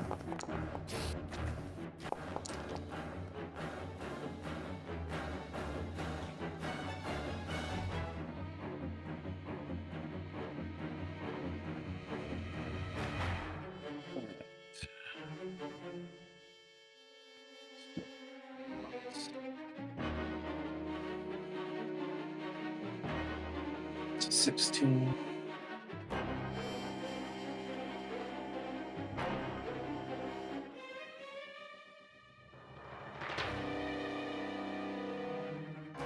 And Gaiman, that is all the Frost Giant skeleton has. Do you wish to steal?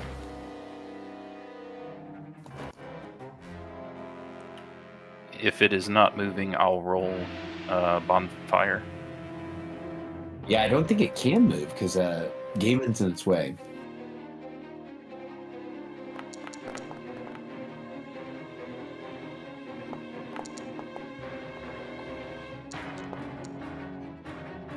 It takes the damage.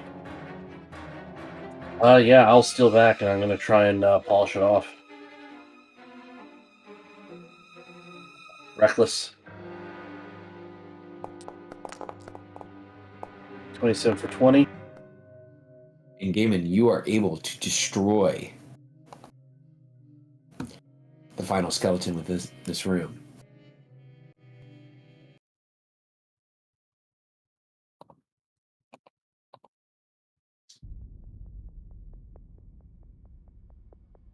Revealing the door ahead. I should have suspected that there's guardians. Well, no, he told us that there'd be guardians. I should have suspected that there actually be frost giants. Gaming's gonna like try and push on the door. It does not appear to give. Is it locked, or does it appear locked? It seems that the door is locked as you go to push on the door. I'm gonna use my last 2 attacks on the door to break it open. All right, give me 2 attack rolls against the door and see if we can't bust it open. Oh my gosh.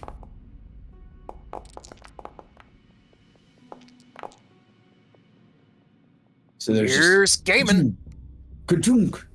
And with that second attack, the door is split open in front of you all.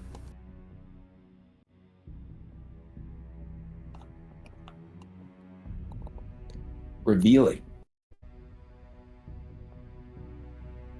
a chamber containing a dead frost giant encased in a solid block of ice, carved to resemble a standing sarcophagus.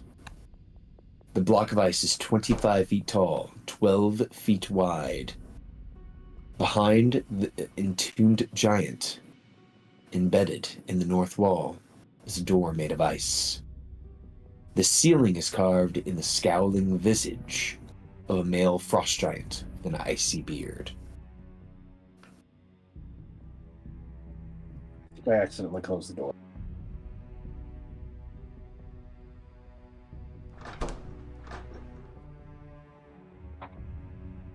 I guess probably around now the haste would have worn off. It's like a minute. Yep. All right. In that case, I'm gonna be stuck here for a little bit. As the lethargy kind of waves and washes over you all.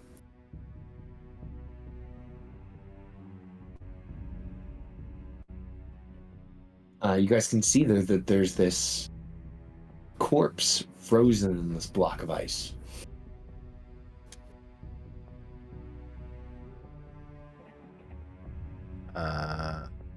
Alicia is pretty much just walking around the thing, observing it, pulls out a notebook, and is just like taking notes, observations, etc., etc.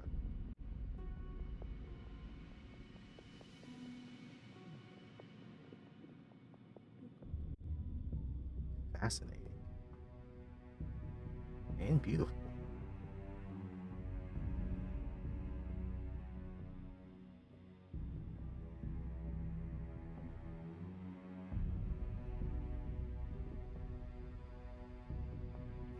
We are badly injured. And your guys' B team stayed behind and are all hanging out with Akuma at the moment, as Akuma is basically teaching them all how to ice skate as you guys explore this room. Hold on, give me a second. That's to the party. I'll drop another one.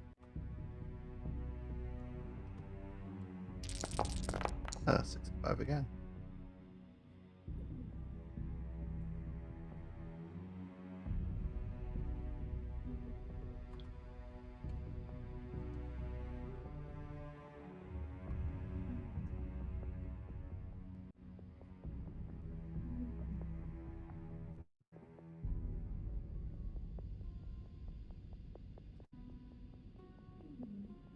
Gaming's going to look around this chamber. Is there any inscriptions on the wall? I know there were the reliefs carved, but is there any writing to be discerned or translated?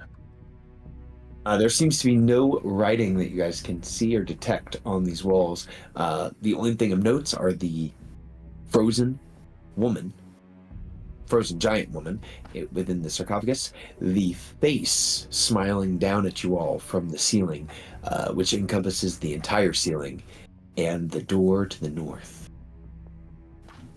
Well, hold on a moment before we continue on.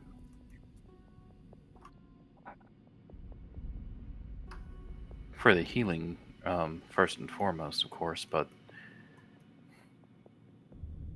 there is probably, well, there's a good chance there is more danger. Probably. Still, can't admit, I am curious as to what sort of treasures a frost giant would be buried with. Akia will start talking to the corpse in giant. And so Gaiman will understand. And Akia,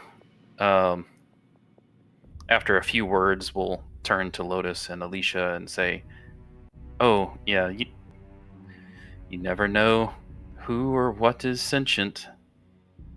And then we'll turn back to the corpse and continue talking. And what they say is, in giant, "Queen Vasaviken, hello. Akia number 13 here. I am understanding that your people died at the hands of the White Dragon, Arve Arturus.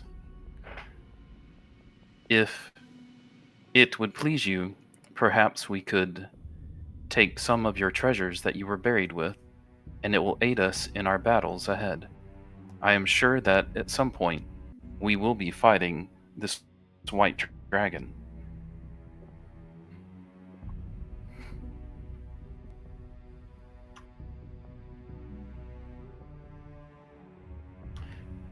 And then Akia will just start moving around. Sure. As you guys are looking around the room, each character could make a active perception check after Akia gives this speech. Okay, you got 25 hit points. Gaming, you got 40.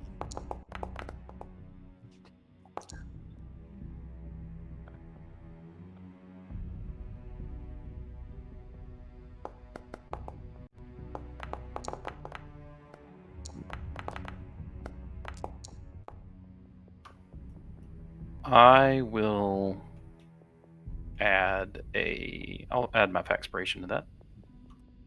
Okay.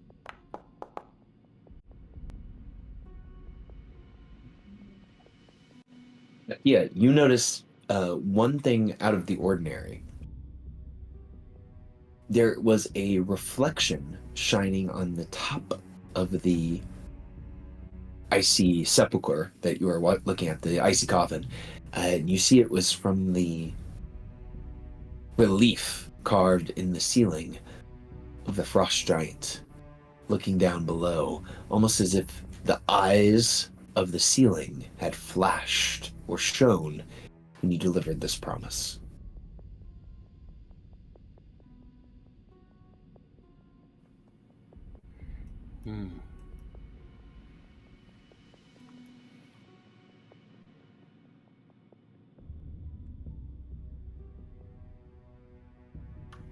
Let us all try to be reverent in this place. What?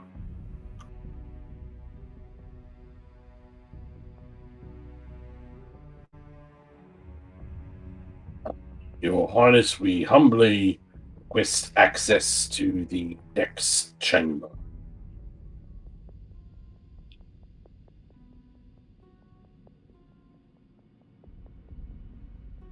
There seems to be no response. The door that lies in front of you, very similar makeup. It is made of frozen ice, bone, and scale inlaid into it, making intricate carvings and intricate designs surrounding the door.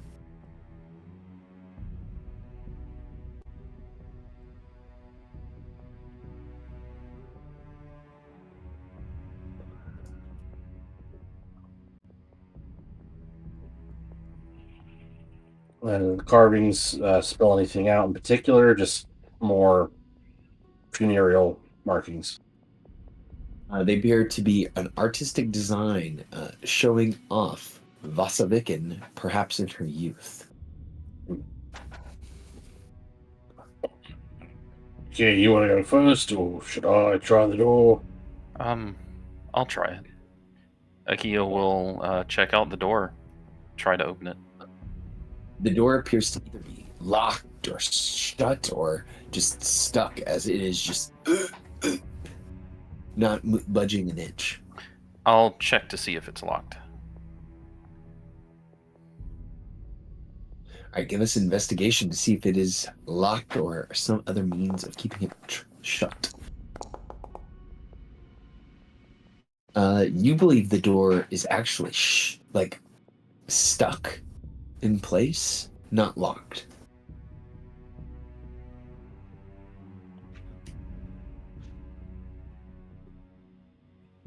All right. Again, we'll try the door, forcing it, but this is going to be a disadvantage because of expired. I'll remind you of the crowbar as I see you go to attempt to open the door. And Would that just be a straight roll if I'm using a tool? That's correct. It would give you advantage using a crowbar. And I'll slap you on the backside with guidance. Where is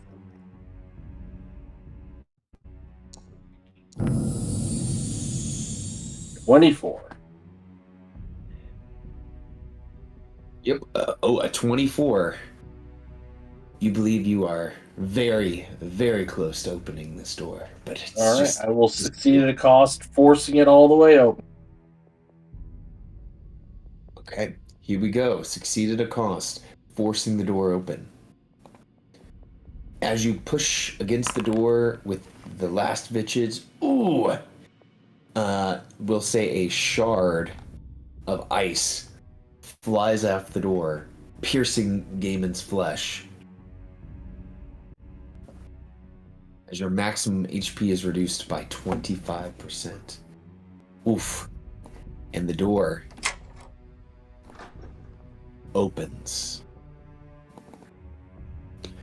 Leaning against the back wall of this room is a formidable weapon. It is a giant-sized great axe. Its steel head resting on the icy floor. You guys believe the axe is 15 feet tall as you look at it. that is a large axe. As you guys stare at the axe, it glimmers in the light with a effervescence only held by magical items.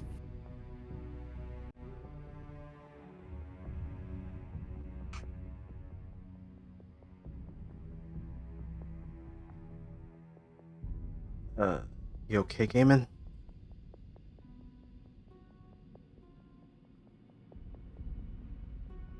Fine. I just got to figure out how to reduce my HP. Top left, max. Put in the number. Well, that'll add to it, but that's not. No, gonna... if you put my negative number, it'll reduce it. I tried negative 30, it rejected it. Really?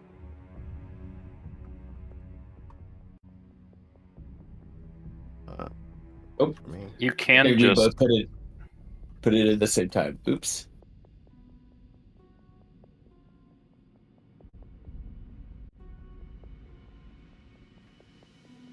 Akia will begin scanning I guess the it axe. took.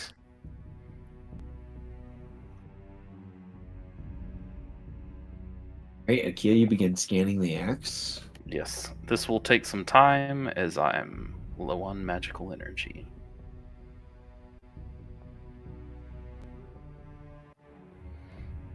Although, Gaiman, if you wish to hold it, I can continue to scan it while you hold it.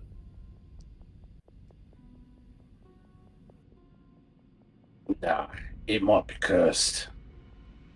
Just my luck. Wait.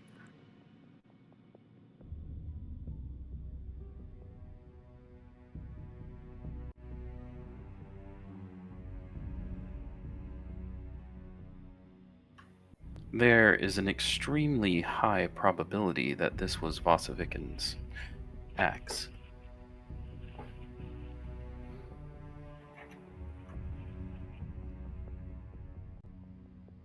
It is definitely use, show it reverence when I kill somebody with it. I believe the ultimate reverence would be to take the dragon's head with it. I can do that too.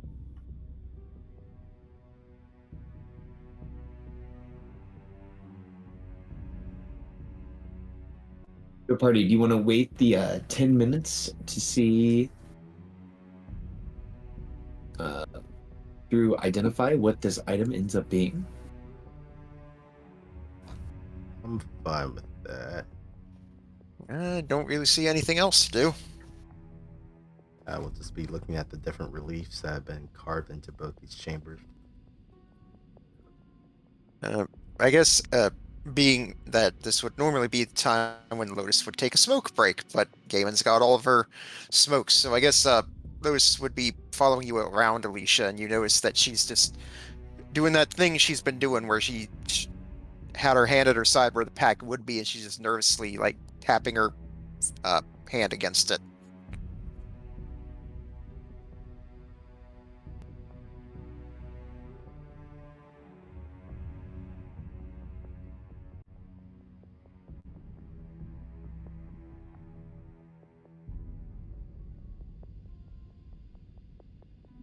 Anxious, are we? A little bit, I guess. I didn't know quitting cold turkey would be so bad. I'm not sure what's worse, these shakes or the weight that I'm going to gain back. I don't know. You think? And I'll whisper to here. It's like, I don't know. It's like, you think Water's going to think any differently if I gain some weight? Alicia will chuckle a little bit. From what I've heard, some people like a little bit more cushion for the pushing. Oh. Just see her wag her eyebrows a bit. I'm like, huh. I guess you're right. You're having this conversation just like 15 feet away. Yeah, because I'm following Alicia around. I mean, I'm just walking around the room, so it will kind of be like all Gaiman throws up in his mouth, but he's able to swallow it back down again.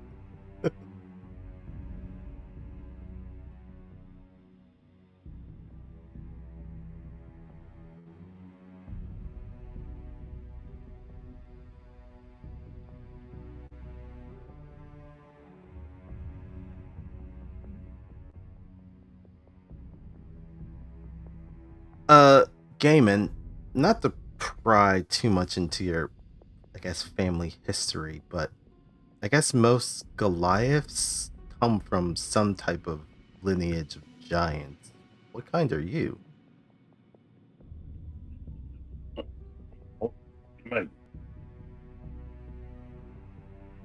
Like the stone giant kind, the fire giants, frost?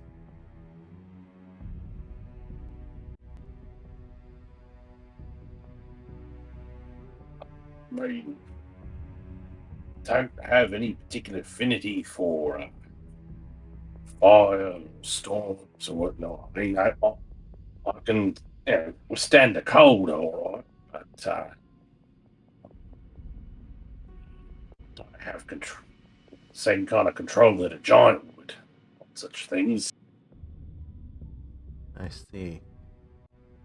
Sorry, I was just random thought popped into my head of if you had any lineage that may have dated back into this into this region. And if you compare me to a hill giant, I'll punch you. No, I wouldn't. I wouldn't.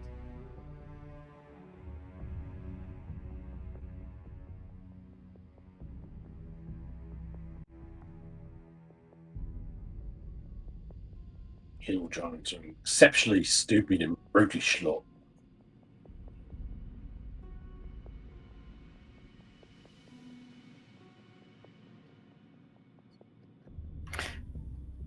Does Gaiman bear any resemblance to Queen Vasaviken?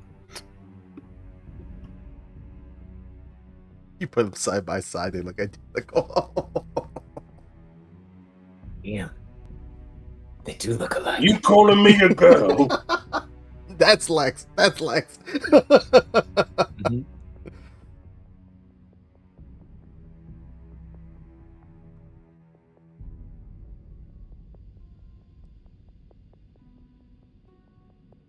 Well, I'm not exactly one to speak about one's lineage and all that stuff, being an orphan and all, but I mean, thought has crossed my mind of whatever, if it were the case of being connected to royalty in one way or another. Not saying I'd make a great princess or anything, but It's kind of interesting, right? I mean, it's like, I'm, half dragonborn, half devil. Gaiman's descended from giants. Akia's a child of, a goddess. You're really the only one of us doesn't really know about their ancestry. I mean, you're human, obviously.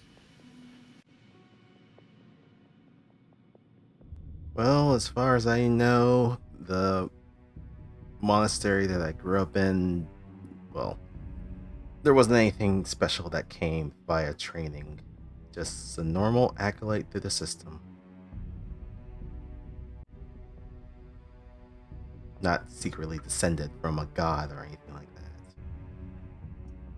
Lotus will just give a bit of a wry smile and say, as far as you know. I feel like that also would come with a lot of responsibility too.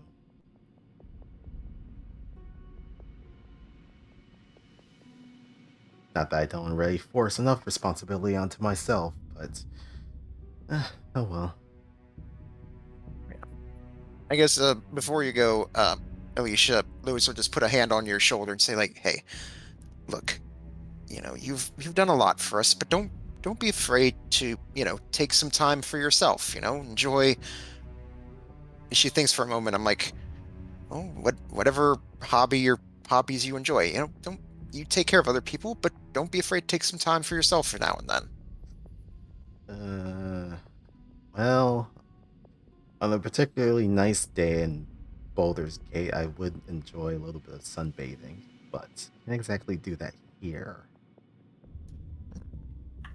Well, I mean, maybe when this is all over with and possibly we've solved the whole sun situation.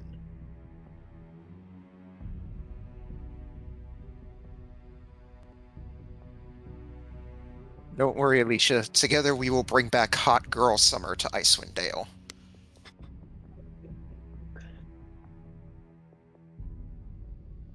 That would be nice. Sorry, Akia, you were saying something?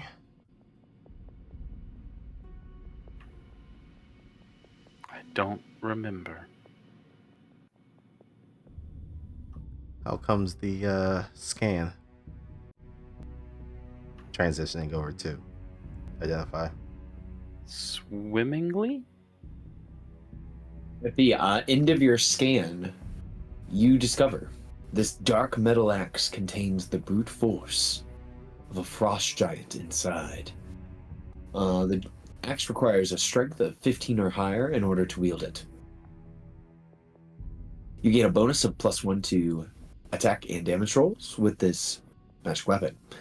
While holding this weapon, you can speak its command word with a bonus action to magically enlarge the weapon. When you do, the weapon grows to 3 times its normal size until the start of your next turn. While enlarged, this acts as the reach property and deals an extra 2d12 slashing to any targeted hits.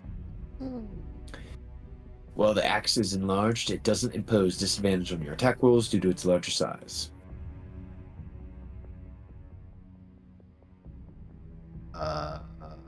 Huh. I don't know if So I've it gives ever them- heard of a more perfect weapon for gaming. Oh, Does absolutely. somebody want to take over Scoffdung?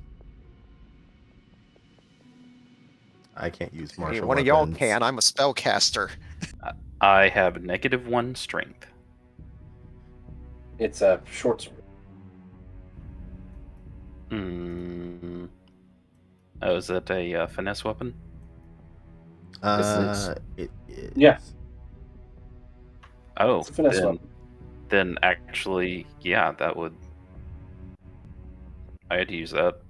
Does it require Okay. attunement? It does. Still want it? I can. I'll figure something out next level up. I can change around. I'll send it to you. I can change around some stuff. Free up some attunement slots. Well, I can put the Giant Craft Ambusher onto Gaiman's character sheet. So that Gaiman can play around with the new item you guys have found within the treasure hold.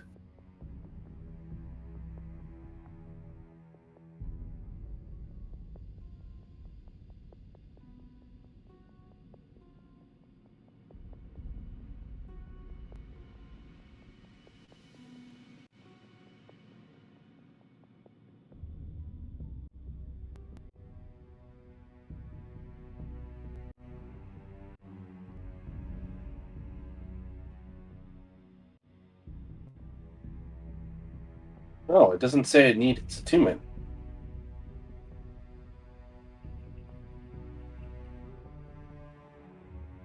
Yeah, this one doesn't need attunement because its property.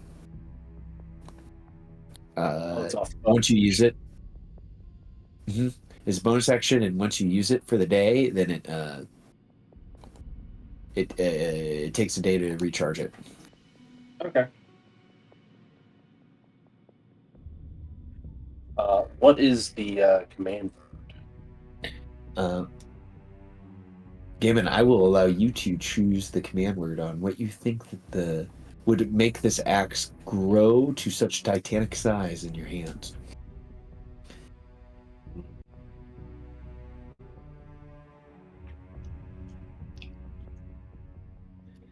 Because when you grab it, the axe that was beforehand 15 feet tall, nearly 700 pounds, shrinks to fit into your hands.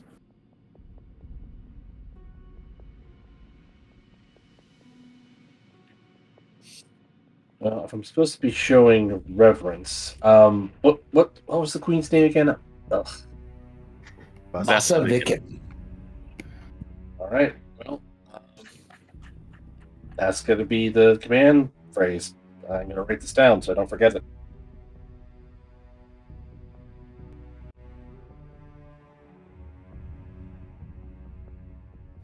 Vasa Viken's Revenge.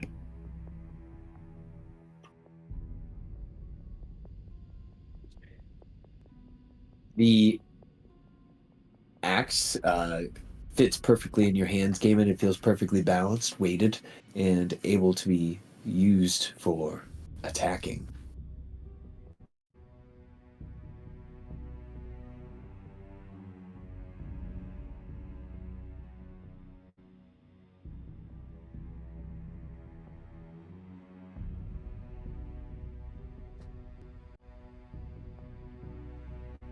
So, mechanical question with the axe. I can still wield it without, uh, enlarging it, right? So it would. That's correct. So is it going to roll like normal, or is it like a?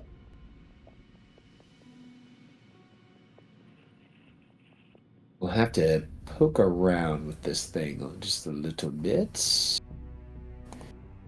Probably the best way to Looks do like it's got this. alternate.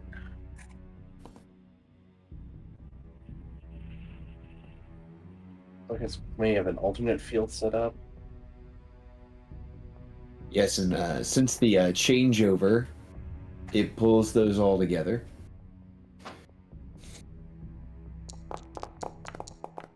Ugh.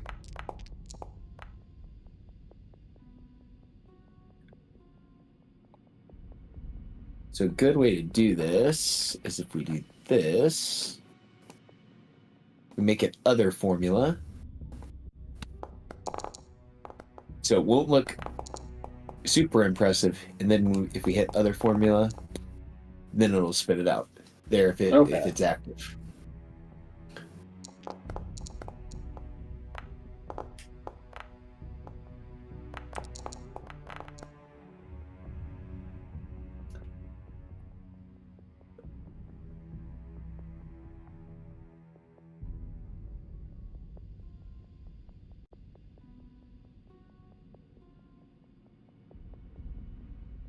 Which that works great.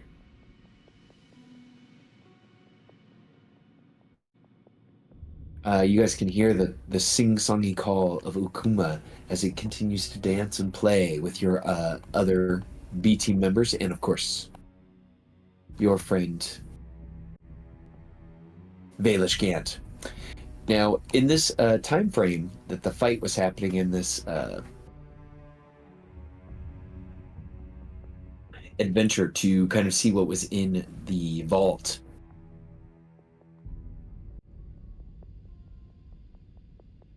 who had the Professor Orb? If I recall, Kia said that QMQ was carrying them around. Yeah, until Didn't it- the Yeah. until the fight with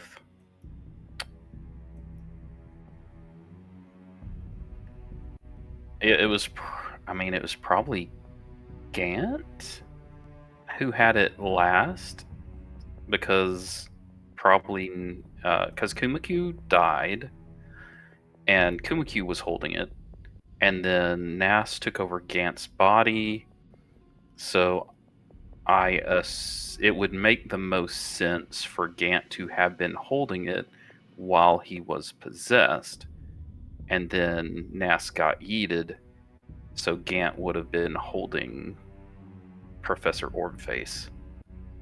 And then we didn't really do anything, so it would make sense to me if Gant had it. All right, Gant holding the Professor Orb for the moment.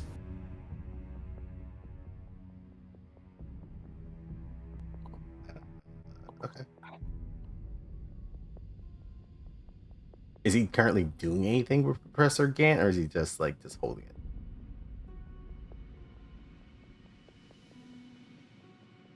Currently, he is just holding Professor Scant. Hold on, let me drop Professor Scant onto the... Gant is holding Scant.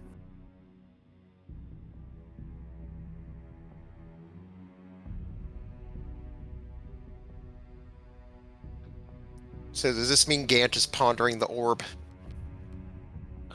Gant is pondering the orb for sure. As Professor Scant, you can hear, kind of in his low, professorly voice, go into, what an interesting locale we are found ourselves in.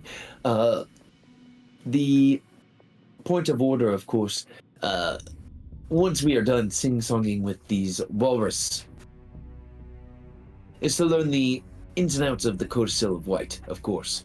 From Scant to Gant, and from Gant Scant to you all. That is the message the Professor Orb says aloud to you all.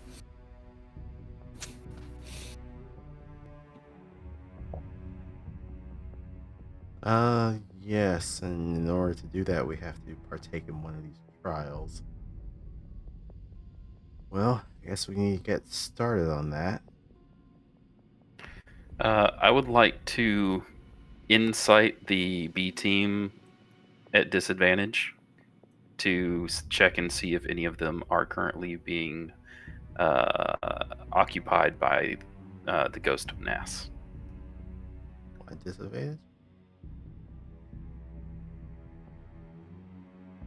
Is that all right?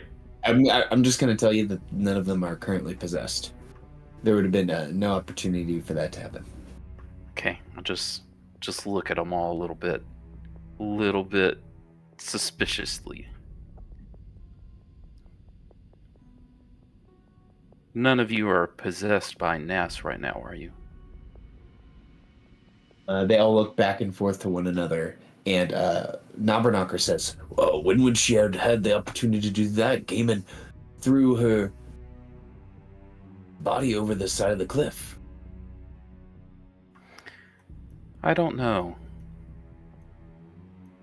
I just have a suspicion that we'll see her again before we are ready. Or more of a fear that we'll see her again before we're ready.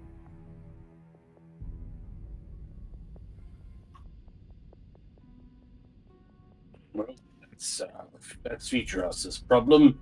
So are we going through the trials, one of us or as a group? How are we doing this? Would probably be best if we don't split up. Yeah, I think that's a bad idea. And then I'll as I walk by, I'll look over at Watto. I'm like, Watto, are you alright? You're looking a little pale. Watto says, Oh, well, this place really gives me the heebie-jeebies. The cold, the isolation. It just doesn't sit right with me. Yeah, and I'll Are put you her by going my- through the trial of isolation right now? No, I don't think so. I didn't open any doors. Okay. Alright. Just you stay here with the others and look, Watto, I wanted to tell you that Gaiman's decided to help me. I've decided to quit smoking. Well, it's wonderful. I think. What? And I don't know if it's been told to Watto that smoking is bad for your health. He looks to you and says, "Why are you stopping smoking?" Well, it seems to have it's had a bit of a bad effect on my life, and back where I'm from, rather smart people have found that actually constant smoking is actually bad for your health in many ways. And then she starts running down all the horrible effects that smoking can have on you. Oh, but if that's the case, why would you choose to smoke? Well, I did it because I saw my dad do it when I was younger and thought it looked kind of cool, and I started doing it, and it helped. It's for a lot of reasons. Mainly, though, I used it as a bit of a coping mechanism. Usually, when I wanted to get away from socially awkward situations, I'd just say, "Oh, I need to go have a smoke break."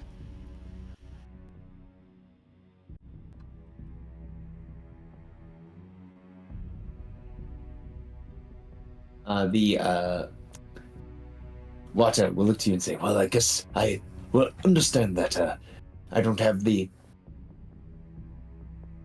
option or the tool to get out of those type of situations, so maybe I should figure out something for the both of us." Gee, I wonder what you could think of that could possibly pull me away from stressful situations, she says with a suggestive waggle of her eyebrows. Oh, ooh. And as this conversation is happening, Akia is standing at the door, the precipice of the challenge. I guess this will be the first one we go through. Akia crosses their fingers and just whispers to themselves, "Come on, isolation." Alright, give Watto a smooch, and then head off to join the others. Alright, let's do this. And yeah, I'm taking Professor Scant from Gant.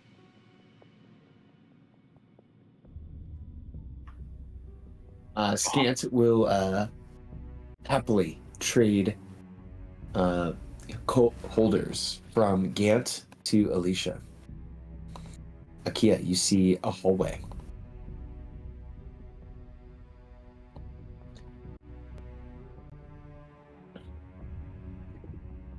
Akia, as you move within The walls of this oddly shaped room are etched with elaborate panoramas of winter scenes. Set into the back wall is a door inscribed with a large snowflake. A single word is carved in the lintel above it.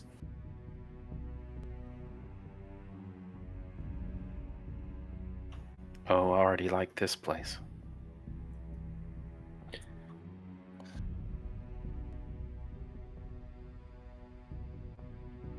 Can I see what the door says from here?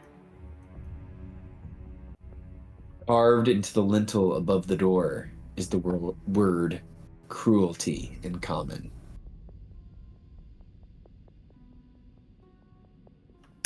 Ah.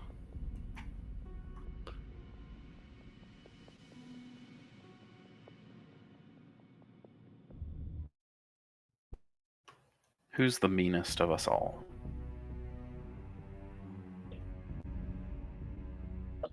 I think that's me. Really? Are you talking about cruelty or are you talking about mean girl shit? I'm not sure. What do you need me to do? I don't know. I just figure, possibly, if it is a test of cruelty, perhaps one must be cruel to prove themselves. Alright. Gaming is going to grab up Akia and he's going to use Akia as a battering ram to open up the door. God damn. All right, so Akia, you're used as a battering ram to open this door. It slams open, revealing a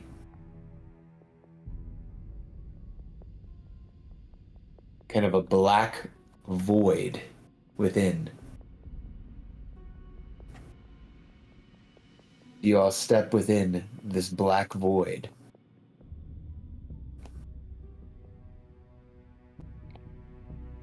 Yes.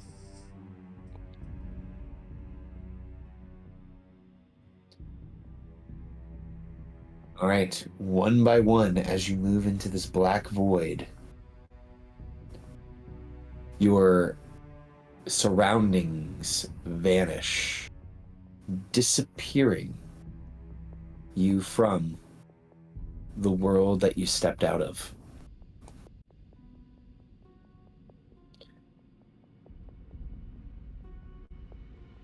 And moving you to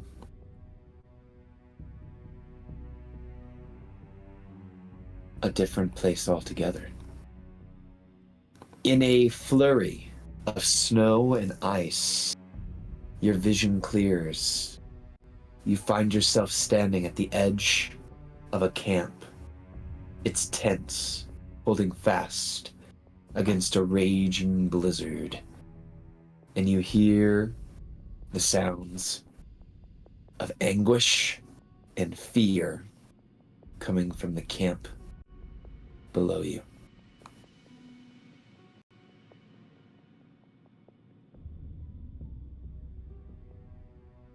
Walking out from one of the tents, as you all have made your appearance, you see a gallowed, gaunt child approach and raise their hand to you. And as they go to speak, that's where I'll move us back to our start page for next time. As you begin the test of cruelty. Oh, We're gonna have to be mean to starving kid. And they'll feel bad. The player feels bad having grabbed Akia and used him to open up a door when that wasn't the test. You use them to open up the door to Darkness World, wherever Darkness World is taking you. Noriande. Noriande, the crossover we've been waiting for. Well, y'all, on our next session, we will begin these trials, and with these trials, upon completing them, if you do so, you will be able to open the vault containing the Codicil of White.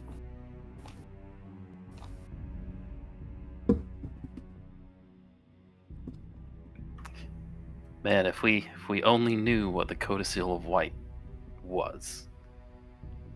I feel like you guys know what it is. Apparently, it's a book. It's a Yeah. magical book that everyone in the Arcane Brotherhood apparently wants. So that's all we Yeah. need to know, right? Apparently, it's the one thing that the Arcane Brotherhood agrees on, that this is the thing they want. Well, a lot of them. We still haven't actually talked to most of them. There's half of them that we haven't spoken to. Right. Sure. I mean, and we have also established that, there's one that I could potentially communicate with. I mean, yeah, you could just turn on your Flavy and just try to communicate with them. Yeah, and then I just be like, who's calling? I'm like, new Flavy, who dis? That would be hype.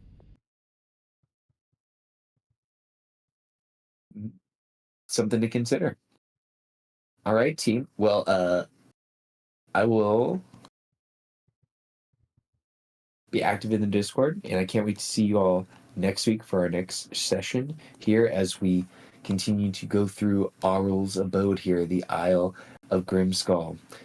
And I'm interested to see whether you guys are going to continue on with the quests here or go up and see if that is actually the god of winter up there on the top level.